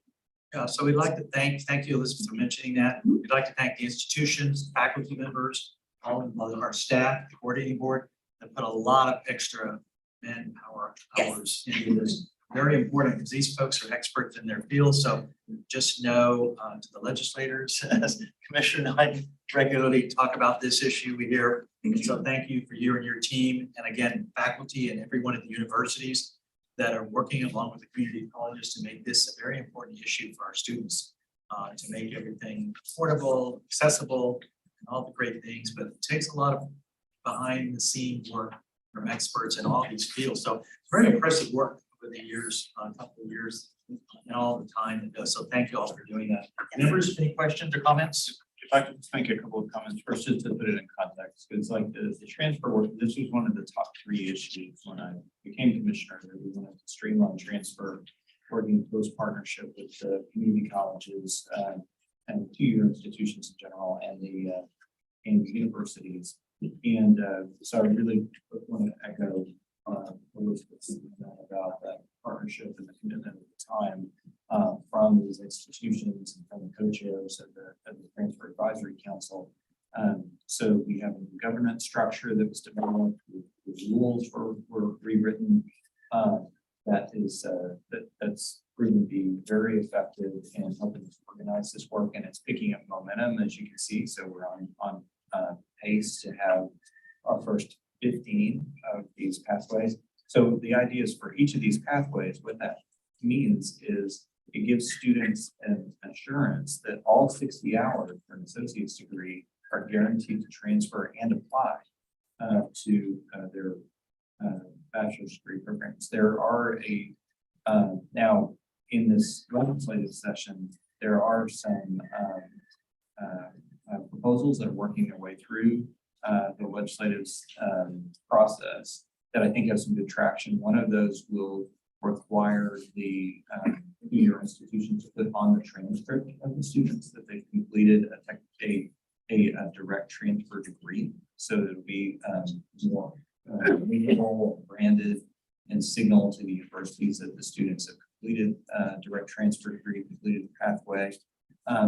Also, another provision would make the default pathway for students in early college high schools, instead of just being, most of the students right now complete multidisciplinary programs. So the default pathway would be one of the direct transfer degrees for students, as opposed to something that would be more general and be less likely to be guaranteed for transfer. And so those proposals in the legislative session, as you all know well, transfer legislation has historically tended to be controversial, contentious, and this session it's none of those things. There's been no opposition and broad support across the 2-year and 4-year institutions for continuing the work that we've begun. I think that's a testament to the work that the institutions have contributed, and also to work Elizabeth and her teams.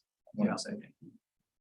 One quick comment, real quick. I think that's a very important piece to allow students to move up and then move to different degree and high earning places. So I wish you the best about the last one of the technical engineering. I wish they would have a man. I don't know how you're gonna do it, but I wish you the best so that they can come together and be able to come up with a common ground. Okay, but thank you so much. This is a very, very important piece. Yes, we've done several of these. I feel like from each one, we do learn something different. And so it's a important tool for us to also understand what's happening at the institutions. Yeah, with I like hear your students. example about biology, collaborating, and when you get all those people in the room, they all have a lot of different ideas and they're experts. So it's good that sometimes you have to revisit it, but you want to get it right. So thank you. Any other comments from Ms. Mayor? If not, we will thank you. We'll move on to the next item, which is agenda item 7C, an update on program approval. Elizabeth Mayor will present this item and be available for questions. Elizabeth. So over the last several board meetings, we've discussed the revisions of the program approval rules. And at the meeting in October and in January, you all adopted revisions to those rules. The implementation date for the new rules regarding preliminary planning takes effect June 1st, 2023. And for those proposed programs not requiring any kind of preliminary planning, the rules apply beginning September 1st. For all other rules not related to program approval, the rules take effect September 1st. Next slide, please. So you all have seen these goals before. They were identified before the drafting of the proposed rules, and just want to remind you all, we keep these in mind as we work through the implementation of these new rules. Next slide. So during the last meeting, we provided an overview of institutions and the number of programs that they offer. We're now going to give you some information on requests that have been processed since the last board meeting. So these are those that have been approved as of April 18th. So we processed about 109 requests since that time. So I'm just going to go through what each of these means so you guys get a sense. So a program change. So this typically includes a request for a title change and a designation change. So we've had about 38 of those. Semester credit hour changes. So these requests typically institutions are going to want either an increase or a decrease in the number of semester credit hours for the program. And then administrative changes. So these typically, these are the creation of or changes to administrative units, such as departments or colleges. So institutions notify us of these changes so we can ensure that the program inventory is kept up to date and organized correctly. And then distance education, we've had 9 of those. So these are really requests to change your ad modalities or off-campus sites. And then the new programs there. So we had a request for 24 new programs. And so just to highlight a couple of the ones that are the largest that we've received. So education, so we've had 4 bachelors and 2 masters. So there was a master's in education and literacy, leadership and urban education, a master's in instructional leadership, and then a BS in education, a BS in agriculture education, and a BS in special education, and then a BAAS in childhood education and teaching. And then next, those health professions and related clinical sciences. So we've had 5 bachelor's programs, and those have ranged from clinical operations management to nursing, a couple in public health, and then 1 in nutrition and health. And then lastly, the most that we have seen are in the business management, marketing, and related supporting services. So we've had 3 bachelors and 2 masters, and then you all approved the DBA in business administration at the last board meeting. So that just gives you a rundown kind of what we have done since that last board meeting. And then the other change reflected on the screen here is accreditation authorization letter and academic unique courses. And then those planning notifications, we've had 6. And these are required for engineering programs, doctoral programs currently that have 5-year costs over $2 million. Next slide. So these are the pending requests that are currently in academic and health affairs. So you can kind of see the rundown of what we have going on. I see planning notification, I think was, you can't see it's, we received 3 of those. So you can see the rundown there. The most significant in terms of new program requests are in engineering. So we've received 1 master's, 3 doctoral, 2 of which you're hearing later. And then the health professions, you have we have 7 of those right now, 2 masters, 5 doctoral / professional. We have several DNP currently in the queue right now, as well as a couple of master's programs and a doctor in clinical nutrition and a PhD in public health. Next slide. So now I'm going to provide an update on the actual rule. Say, before you go to that, Yes, sir. You wanted to go back a first slide? thing this morning, we heard a presentation on this new Yes. data tool Yes, sir. kind of labor. Okay. So if you look at all those pending applications and all applications going forward, that Yes. will be approved internally or by this board. Yes.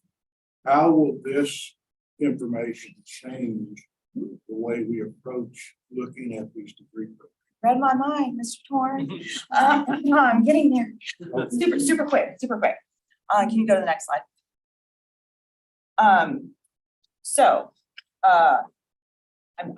really close here. So we've talked about the revisions and I'm just gonna run through here. So the embedded associate's degree, this is effective immediately, and those the request form and the FAQ posted are on the website as of now. So to your point, Mr. Torn, labor market information dashboards in progress. So based on what Dr. Trotman and Dr. Villarreal just provided, so per the new rules, what will happen is an institution will submit a preliminary planning authority request or a planning notification. And what we will do is we will send out to them a report based upon that dashboard. So they will have the insight to know what we see in terms of what supply and demand, how many programs there are, and what that wage outlook looks like. So they will have that information even before they submit the full proposal. Right.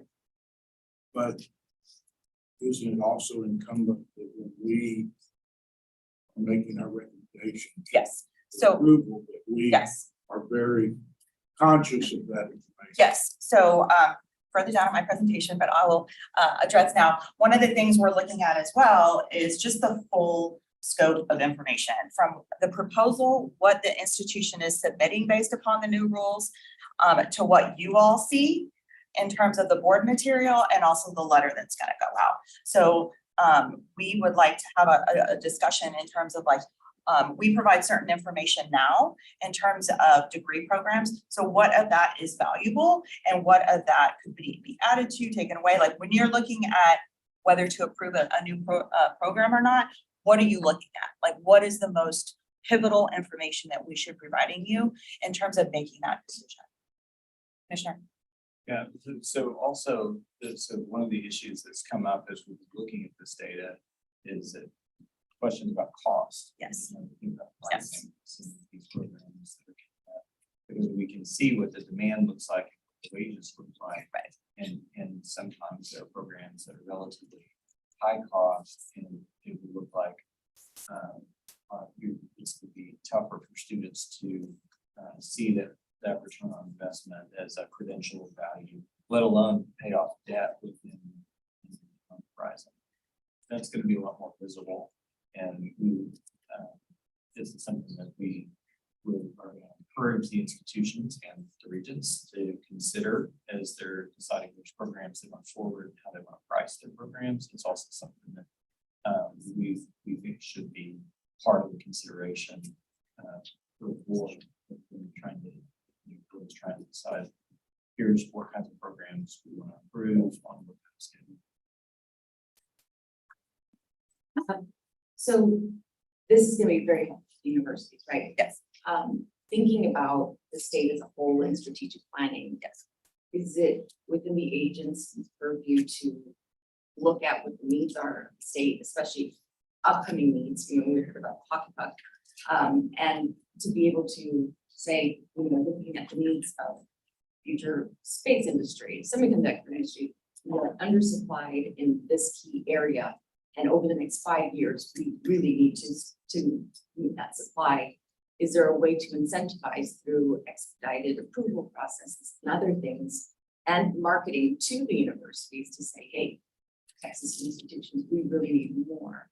So rather than just waiting for universities to decide on their own to produce these graduates, to kind of put a call to action out. Yeah, that's exactly where we like. So one important limitation of these kind of data is you're always about, you know, here's what the wage experience has been and what the demand has been. Versus these discussions around semiconductors, for example. That's sort of the state leadership aiming to make Texas more competitive to build out future capacity in semiconductor manufacturing. Well, we don't. So if we're looking retrospectively, it might look like that we're in much better shape for the supply of talent than we would actually be to meet the future. And so, like one of the things that is included in this proposal around semiconductors and space technologies to try to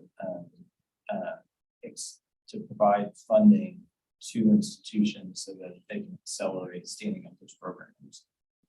So where we would like to go is be able to be help the institutions be a little more proactive. So we've got this information where it's, well, here's what it looks like retrospectively, but we would also like to be able to, for the institutions to go to them and say, it looks like there's this emerging demand where we can provide grant funding, we can provide some startup capital, we can just provide some better intelligence about here's what's happening in the regional labor markets and in the state, and when there may be opportunities for institutions to expand their programs. I think when we developed the new rules, it was trying to recognize that institutions really probably need to be more nimble than they have historically in terms of program development. So. Elizabeth, before you go on, Yeah. I have a question on certificates of authority that we're granting degrees or certificates in Texas. Is it captured? So no, is that this is just academic programs right now. Okay. Yeah. So just continuing here, so we're also looking at the process redesign and approval mapping of all effective requests completed, and drafting forms in progress for most requests affected by rule revision. Many, I think I've mentioned before, we have historically had about 15 different types of requests that are in a PDF. And I just want to specifically thank Dr. Emma Gelsinger, who is on our team and is really trying to reimagine these forms and make them more user-friendly for institutions, and making sure that the information that we're collecting is actually going to be used for decision-making. So just wanted to point that out as well. Next slide. So where we are, so the planning, notification, and delivery labor market information, as we've discussed before, it really is a top priority, and we are working with Dr. Villarreal and his team so that that is going to be ready to send out to the institutions. I think, as we've mentioned before, the communication and the rollout, I think there's been several comments over the last couple of days about communicating with our institutions, these changes, the data and things like that. So we anticipate about a 6-month rollout. Right now, we do plan to have a lunch and learn with our institutions on May the 16th. So we can share kind of where we are in the process and also seek some feedback. And we're also just gonna really begin that regular communication and updates to the institutions and provide these monthly information sessions and training and demonstrations. So as I mentioned before, we're really working on the refinement of the forms and also just the processes in general, like do they make sense, not only for us, but for the institutions moving forward. And then, like I said, if you all have any thoughts about what information you all look at or would like to see potentially in the material that we provide to you for degree programs, if you guys would share that with us, because we just want to make sure that what we're providing is actually going to be beneficial, and that you will be using it for decision making. So and that concludes my presentation. Thank you, Ms. Mayor. Any questions for Ms. Mayor? Hearing none, we'll move on to the next item. Thank you. Agenda item 7D is consideration of possible action to acknowledge gifts and donations to the board. This item was approved on consent. Agenda item 7E is consideration and possible action to approve an amending cloud security contract pursuant to Government Code Chapter 2155 of Microsoft Corporation to add $750,000 for additional cloud security services to the contract. Ms. Jinjin Sun, Assistant Commissioner for Information Solutions and Services, and Mr. Miguel Olivas, Information Security Officer, will present this item to be able to answer questions. Mr. Olivas.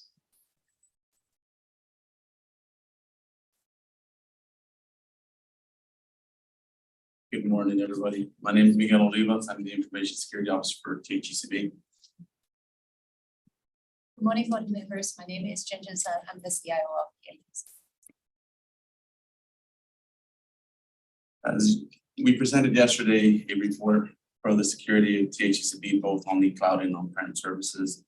The request for $750,000 increase for the Microsoft Corporation is to continue utilizing the resources to finalize and deploy the CARE funded projects.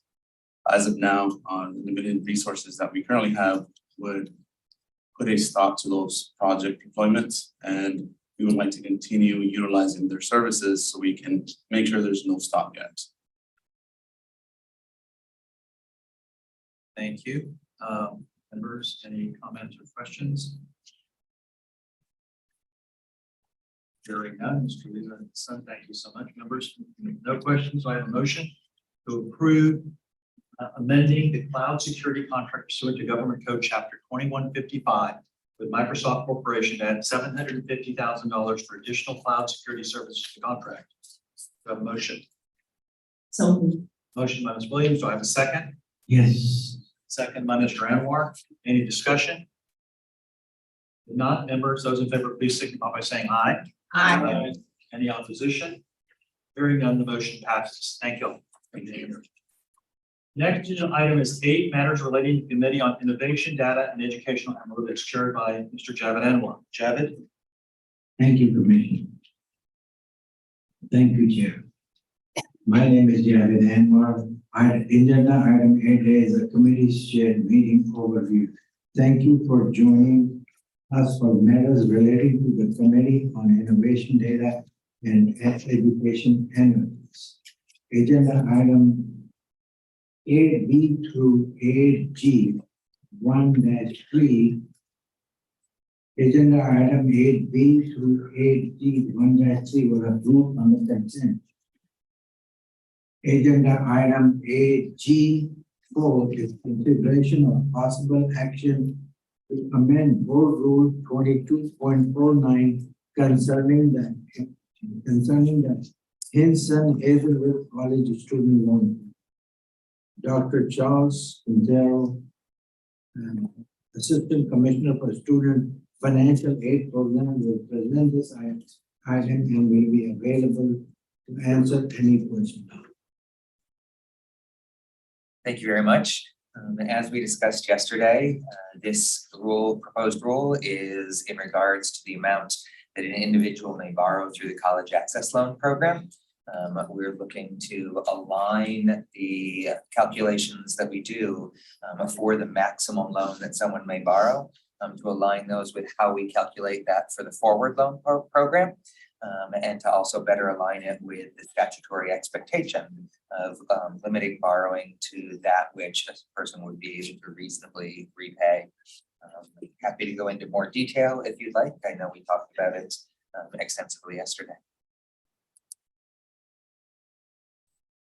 Any questions? Do I have a motion and a second, please? second. All in favor, say aye. Aye. Any opposing? Motion passes. This concludes our portion of the meeting. Chairman stepped out for a second. We have next on the agenda, I believe, is the Committee on Academic and Workforce Success, which seems to be Juan's committee, so we're going to keep going. Good morning. During the Committee on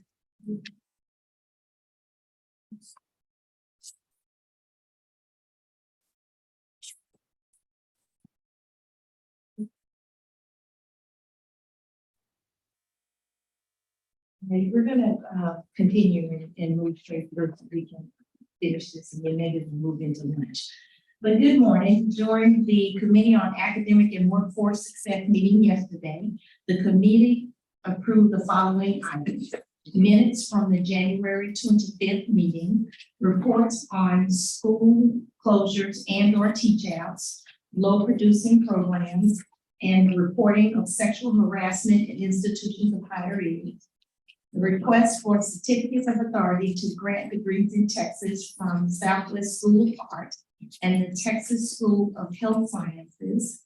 The appointment of members to the Applied Texas Advisory Committee.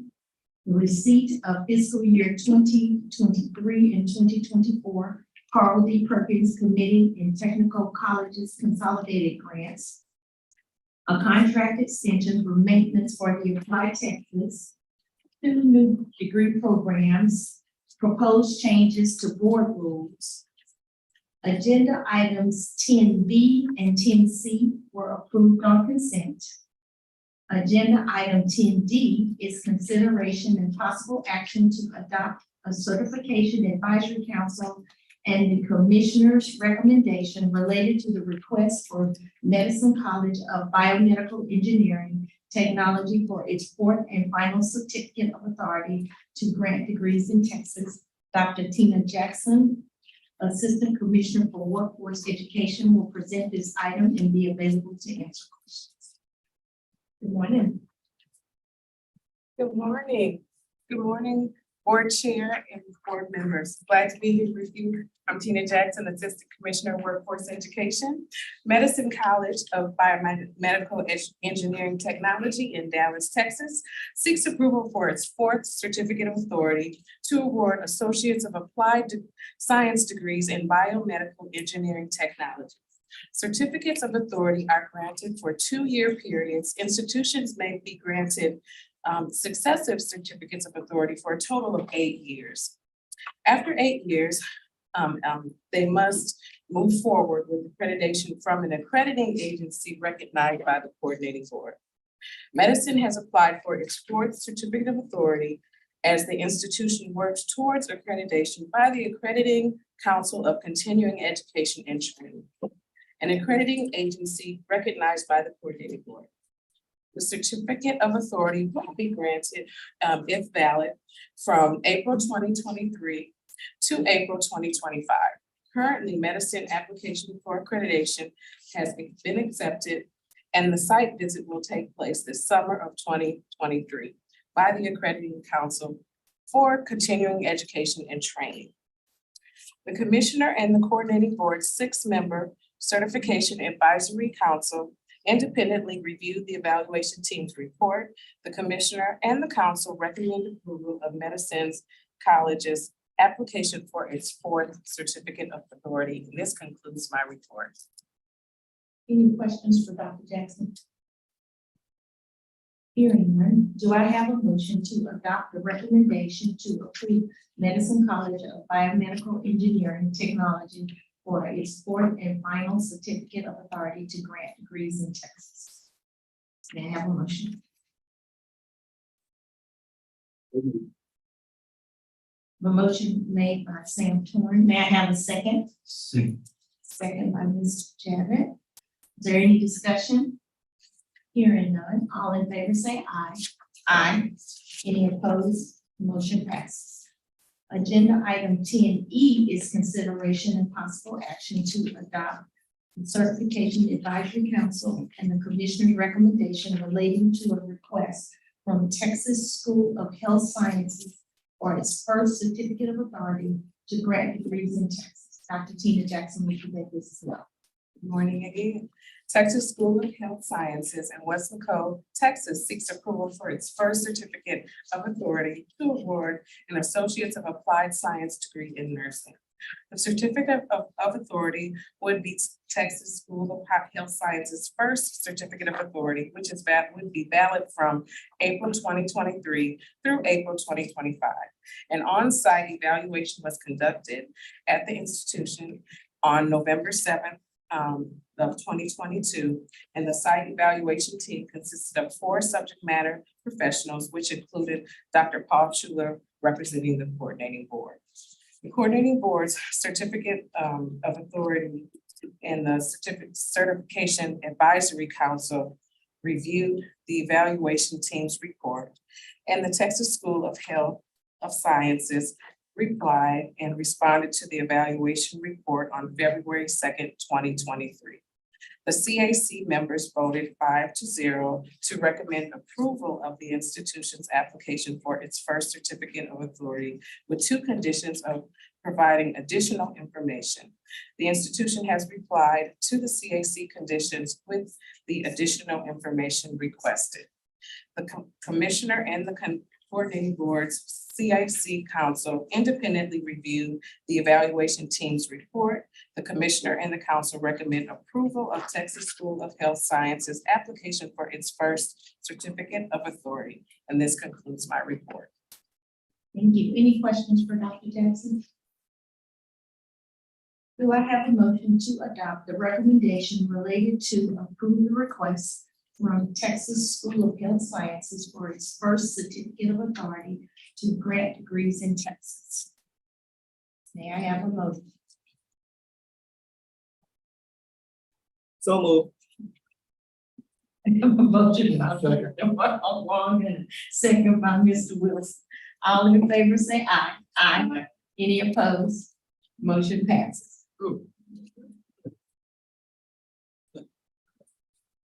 That's for not making the motion fast.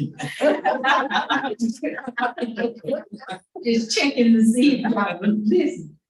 Agenda item 10F and 10J were approved on consent. Agenda item 10K is consideration and possible action about the report to the legislature regarding reporting of sexual harassment at institutions of higher education per Texas Code, Chapter 51, subchapters E-2 and E-3. Dr. Tina Jackson will present this as well. Hello. This agenda item provides the required annual report to the governor, the lieutenant governor, the speaker of the House of Representatives, and the standing legislative committees with primary jurisdiction over legislation concerning sexual assault at post-secondary institutions. The report on compliance includes summary results of compliance monitoring for the academic year of 2021 through 2022, presented by Mark Cato, Assistant Commissioner of Internal Audit and Compliance. 217 post-secondary institutions were identified and required to provide CEO certifications. 10 institutions did not file timely certifications, but have since complied. With regards to institutions selected for a detailed review and assessment of policies and procedures under subchapter E3, Internal Audit and Compliance worked with 2 institutions to ensure follow-up actions were taken. Dallas College implemented policies recommendations from the prior review dated May 2021, and Southwestern Christian College implemented policy recommendations from the prior report dated May 2021. Based on 3 years of compliance monitoring, the coordinating board staff convened a negotiating rulemaking committee to develop an administrative penalty matrix as part of the administrative rules found in the coordinating board rule 3.19. The rule revisions will be considered by the coordinating board at this April board meeting. Thank you, and I'm available for any questions. This concludes my report. Thank you. Any questions for Dr. Jackson? If not, do I have a motion to adopt the report to the legislature regarding reporting of sexual harassment at institutions of higher ed per Texas Education Code, Chapter 51, subchapters E-2 and E-3? May I have a motion? So moved. A motion made by M. Sports. May I have a second? I'll second. All in favor, any discussion? All in favor say aye. Aye. Any opposed? Motion passes. Agenda item 10L is consideration and possible action to approve the following requests for new degree programs. Agenda item 10L1 is consideration and possible action to approve the request from the University of Houston for a Doctor of Philosophy with a major in computer engineering. Elizabeth Mayer, Assistant Commissioner for Academic and Health Affairs, will present this item and be available to answer questions. We also have representatives from the university as well.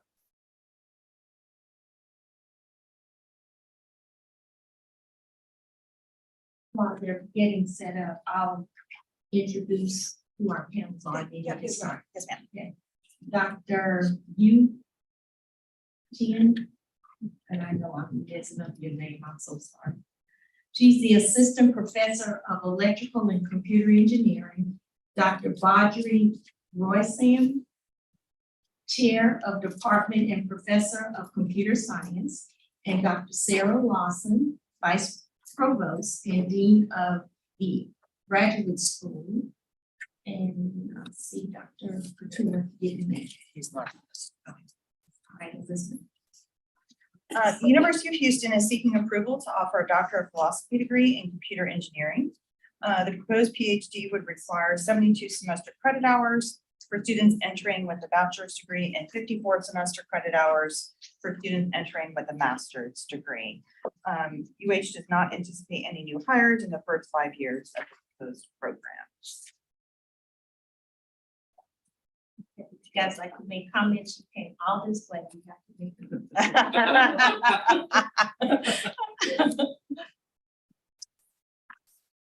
So Chairman and members of the board would like to thank you for considering our request to initiate a doctoral program in computer engineering. I think it's fair to state that this is a field that's in extremely high demand. It's positively hot. I think if you refer to Dr. Villarreal's chart, it's like a needle that's on the right-hand side and smoking right. So Houston is also home to, or Texas in general, is home to a very large and thriving computer industry. And there is a need for professionals with a doctoral degree who can be the future leaders of various aspects of this field. And as you're aware, there is a massive process of reshoring of the computer engineering and related industries like chip making and chip design back to the United States. And Texas is emerging as a major hub for all of these industries. So we're very confident that there'll be a very robust demand, potentially even exceeding our expectations in the future. And we expect a robust long-term demand for this program. So we're very excited to seek your approval. Thank you. Thank you.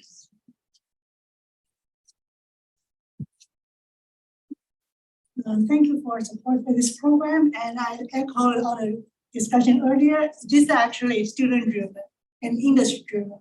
We've got so many requests for this program because we do have bachelor's of computer engineering, and we have master's of computer engineering, but we don't have a PhD in computer engineering. Probably because is that because lots of people having undergraduate degree not as electrical engineering, but they really want to conduct research in computer engineering area. But unfortunately, the move for electrical engineering will require some mandatory leveling courses to do circuits, to do things that they will not need, and they don't have background on. So we got so many requests over the years to create this new program. This is a work in progress for the past 5 years already. I think it's the maturity date that we're having students lining up for it. And literally, once it gets approved, we will have students signing up for it, and we're waiting for it. Thank you so much for your support. Absolutely, we're excited about this program. We think it will add to our PhD programs that we have, particularly in engineering and across the STEM disciplines. And as my colleagues have already spoken to, really the demand both on the student side and on the employer side for these types of graduates and students. Thank you very much. Members, any questions? Yep. So I appreciate what you said about there's a demand, a marketplace demand. How do you know? We have looked at national and state level data on this, and all these data were reviewed as part of our external site visit. So we had an external site visit on February 27th, and we presented all the data. I'm happy to present it to you again. No, I don't want you to present to me. I just want to make sure that the demand to which you're referring is not student demand, it's job demand. Yes. And the salaries are also very robust in this field. So we're talking about people making $160,000 on average, shortly after graduation. We've had our own students starting out at major technology companies with about 300,000 such PhDs. So the demand is really pretty intense. So my question is, you say there's student demand, and I understand that. So where, and you say there's students lining up for the program, so where are the students going now, since we don't have an existing program, PhD program? In this So- now University of Houston, are they going out of state? What's happening now? So currently, students who conduct research in computer engineering in our department are getting electrical engineering degrees.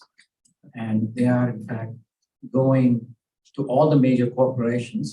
Hewlett Packard is one of the biggest employers of our students, and they're in Houston. And Hewlett Packard was actually initiated by one of our alumni, Lord Canyon, the alumnus of our department. So the reason why we want to have a computer engineering degree as opposed to an electrical engineering degree is because it will give us the ability to recruit students who are specifically looking for that degree, right? So we are not showing up on the radar screens right now. And so we want to recruit that best and brightest cohort of students. And we are looking at students from two major sources. One is, of course, international. We get plenty of applicants internationally. The second is we're looking for working professionals in the greater Houston area who want to upgrade their credentials and get a doctoral.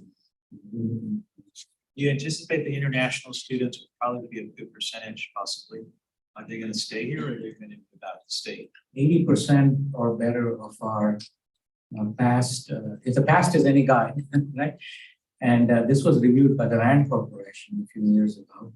So if the past is any guide, 80+% of our students find jobs in the state of Texas. And the vast majority of them stay in this country. Thank you. So who will be allowed to enroll in this program? Can an electrical engineering master join this program? Yes, absolutely. But so it's just limited to computer science and electrical engineering graduate to enroll this program, right? No, this program is, I think, very open. So we are open to a major in electrical and mechanical engineering and computer science and some other biomedical engineering, depending on their focus. So if it's a lab focus, it's probably not good fit, but it's really lots of biomedical engineering, like the image processing, cancer detections. So and so on, they are able to work in the area of the research they're interested in.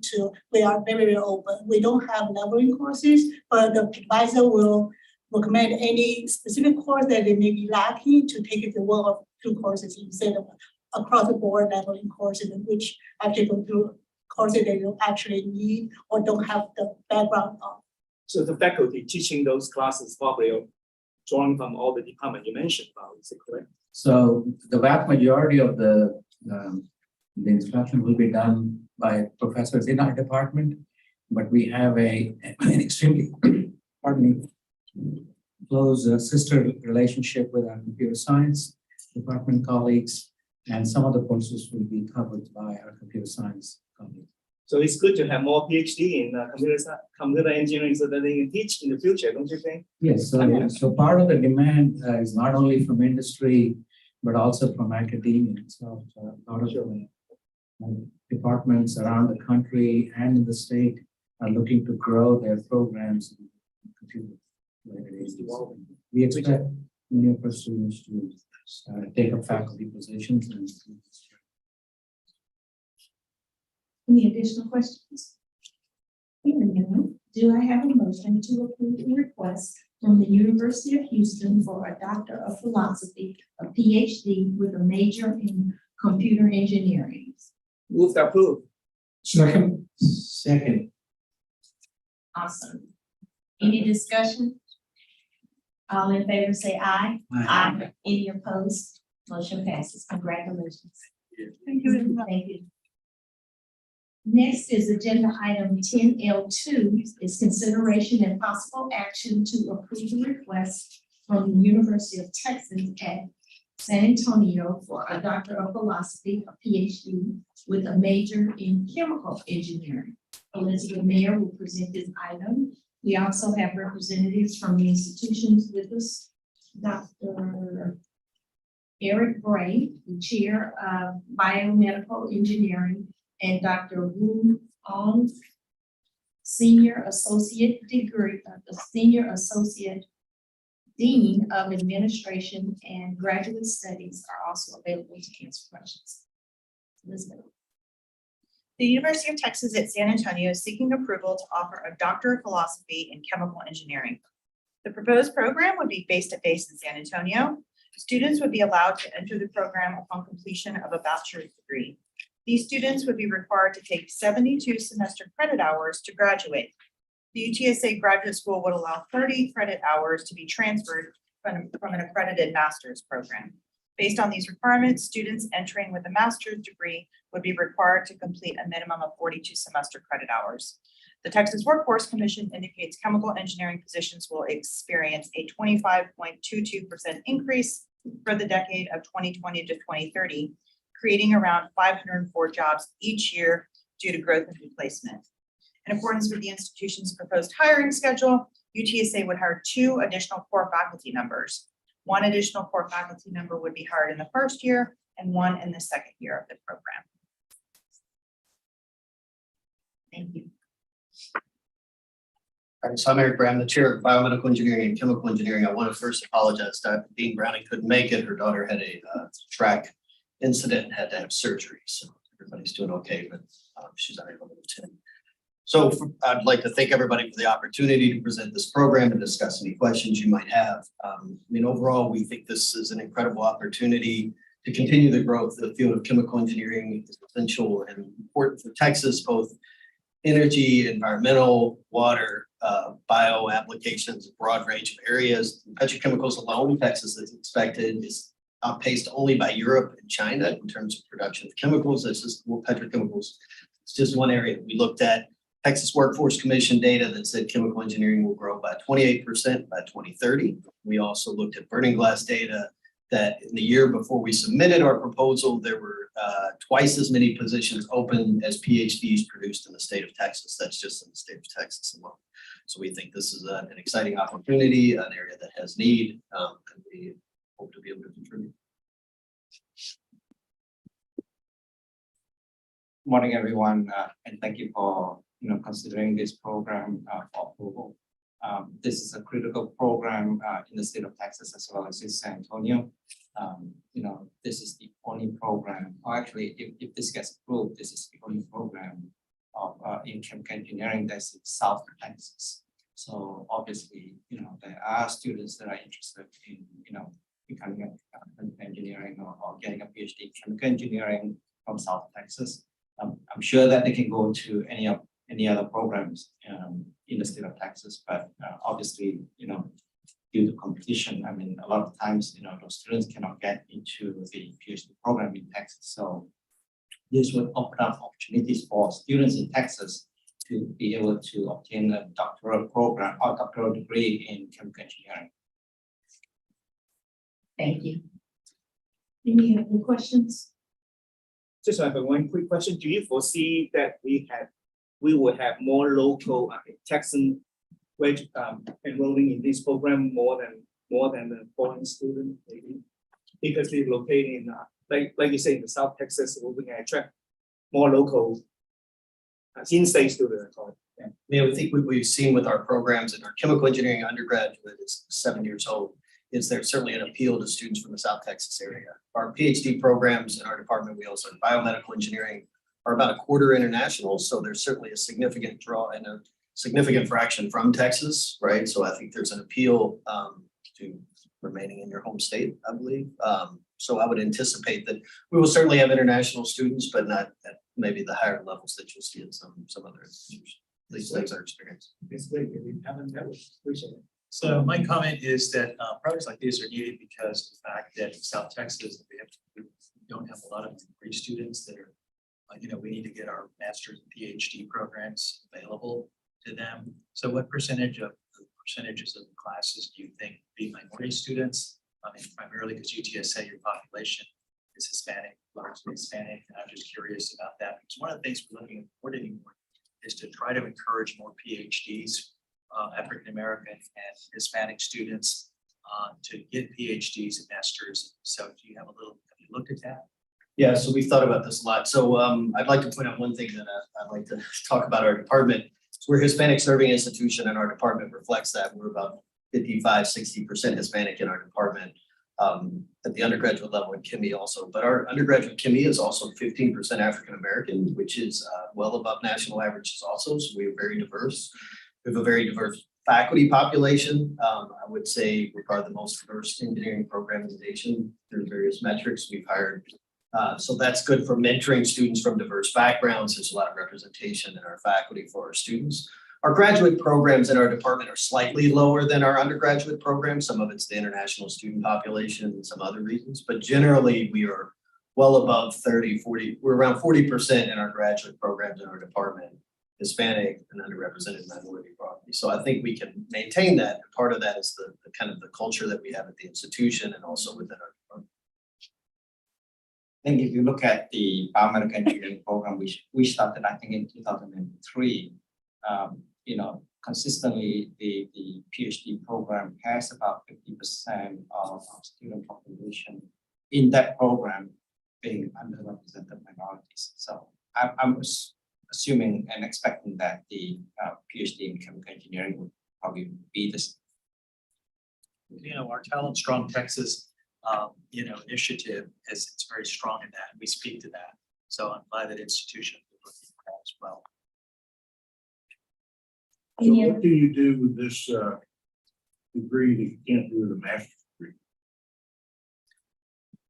And so generally PhDs tend to be more research driven, right? So we have, the population that can, if you're going to run pilot plant, look at pilot plant data, if you're going to work at a research institute, Southwest Research Institute in San Antonio is very supportive of this initiative, partially keeping people in South Texas of that expertise.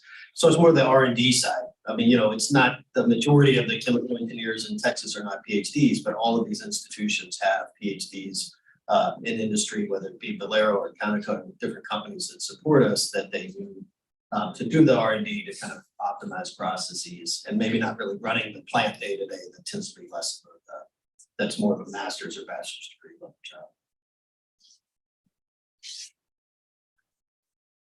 Any additional questions? Not, do I have a motion to approve the request from the University of Texas at San Antonio for a Doctor of Philosophy, PhD, with a major in chemical engineering? Aye. Have a motion from Janet. Second. Second from Mr. Frias. Is there any discussion? Hearing none, all in favor say aye. Aye. Any opposed? Motion passes. Congratulations. Agenda item 10M is proposed rules changes. Agenda item 10M1 and 10M2 were approved on consent.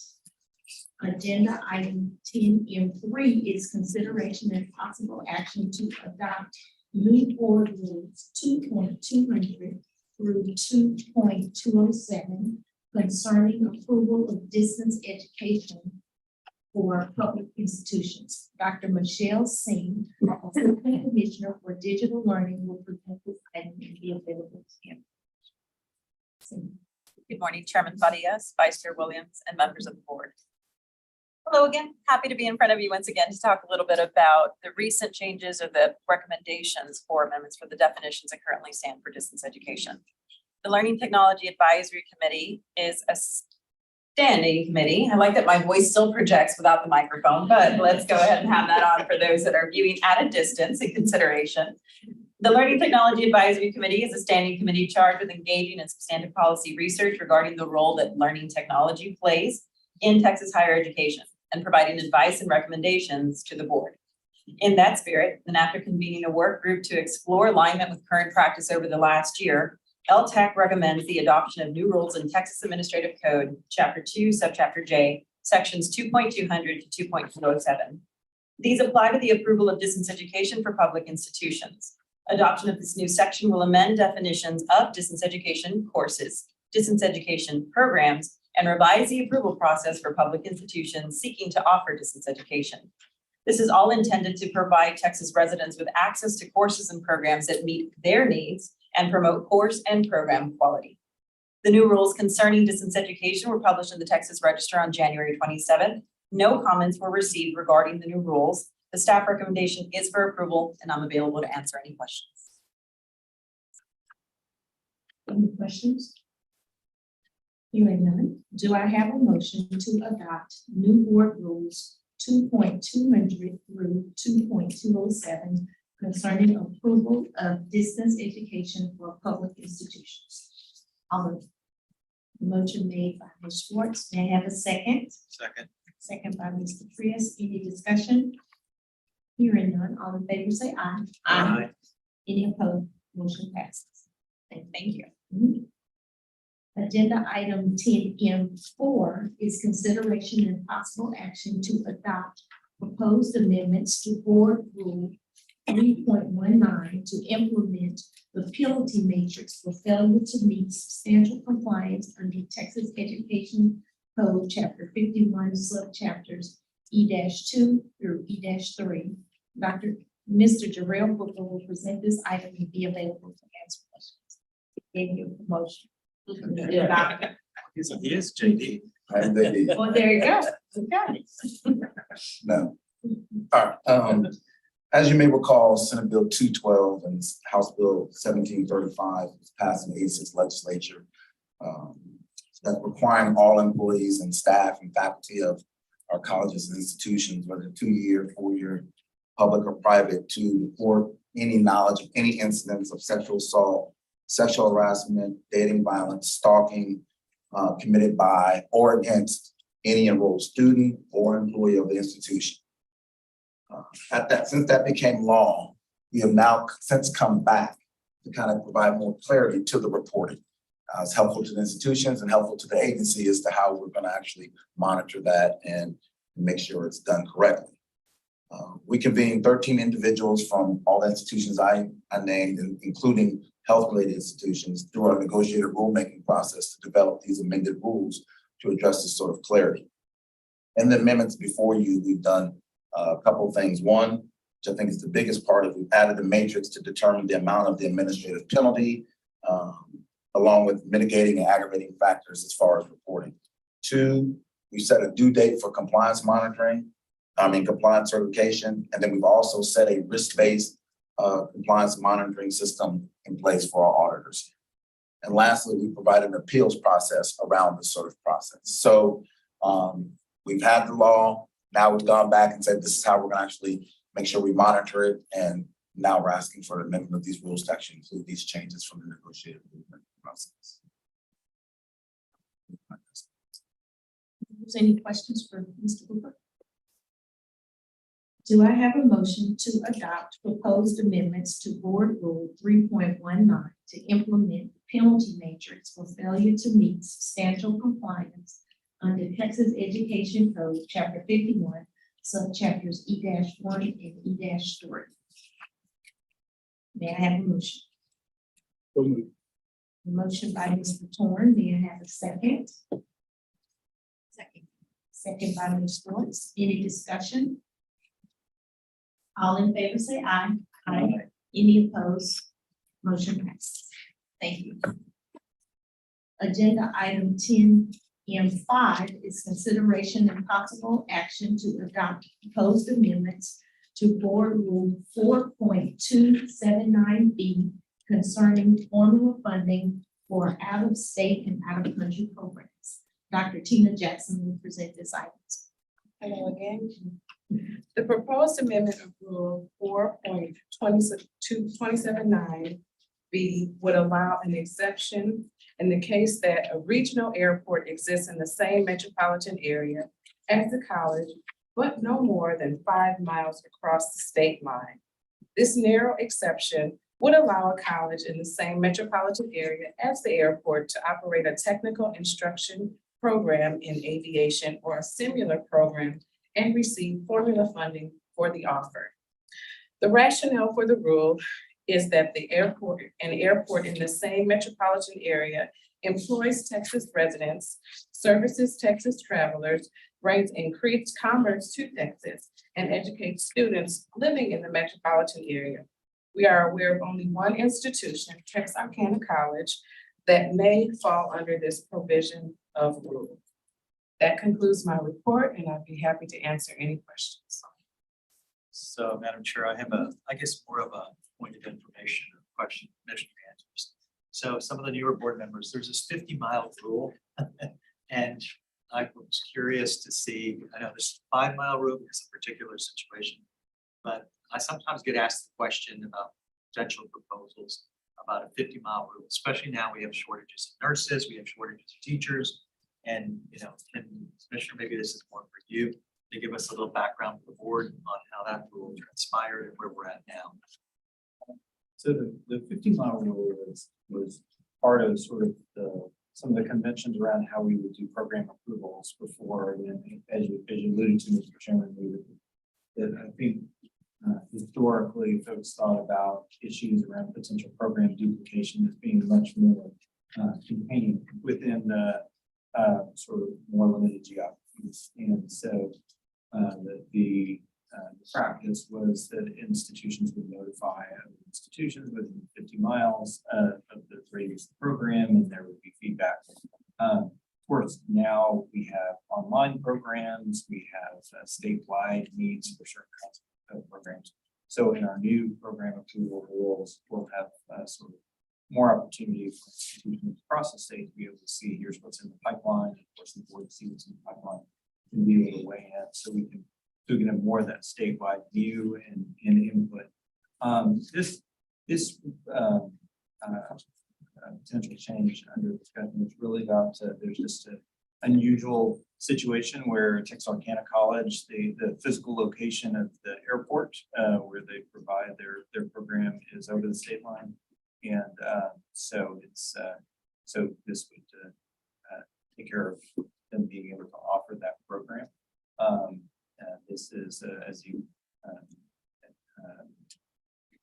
a unique situation to Texarkana College, but over time, this, we should consider where there are workforce programs that are in general on the border of the state and where they're offering programs outside of state lines. But this is a pretty localized workforce program here. Thank you for that background information, Commissioner. Which location is affected on this? It's in Texarkana College area, so right on the Arkansas border. Any additional comments, questions? Nope. Do I have a motion to adopt proposed amendments to Board Rule 4.279B concerning formula funding for out-of-state and out-of-country programs? May I have a motion? I'll move. May I have a second? Second. I have 15 seconds. Thank you. But it's just saying and. Say and. Well, yeah, Or out of state. It's entered in the packet, but and or, but okay, put some antics. Yes, did you get a second? I did. I got 15 of them. Any discussion? If you need another one. I did one from Ms. Morris. Yes. Okay. Any discussion?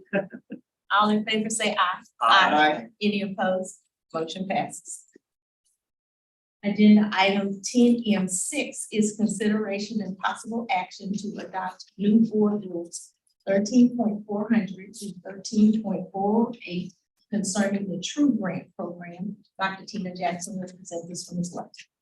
So again, this agenda item concerns establishing the operation of the Texas Reskilling and Upskilling Through Education Grant Program. Specifically, the new rules detail eligibility requirements, application procedures, awards, review criteria, and reporting criteria regarding the grant program.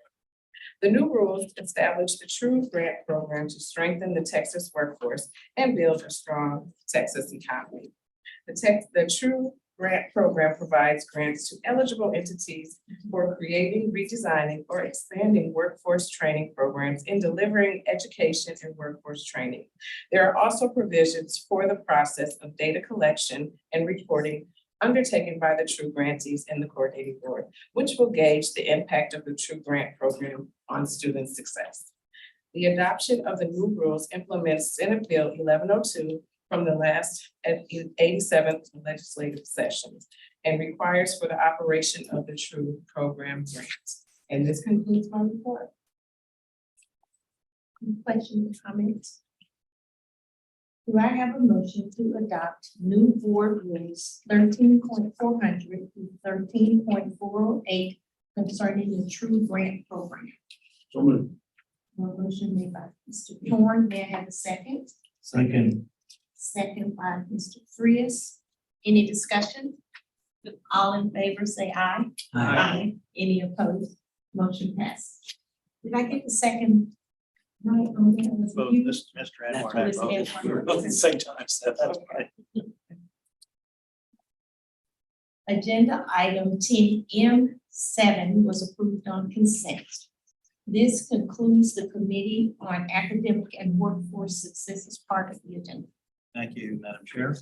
Next, we'll move on to agenda item 11, which are matters relating to the Agency Operations Committee chaired by Ms. Schwartz. Ms. Schwartz. Good morning. During the Agency Operations Committee meeting yesterday, the committee approved the minutes from the January 2023 Agency Operations Committee meeting. Payment to the U.S. Treasury in August 2023 of an amount up to $6 million from the Texas Opportunity Fund for excess earnings related to the 2013A refunding and proposed rule changes.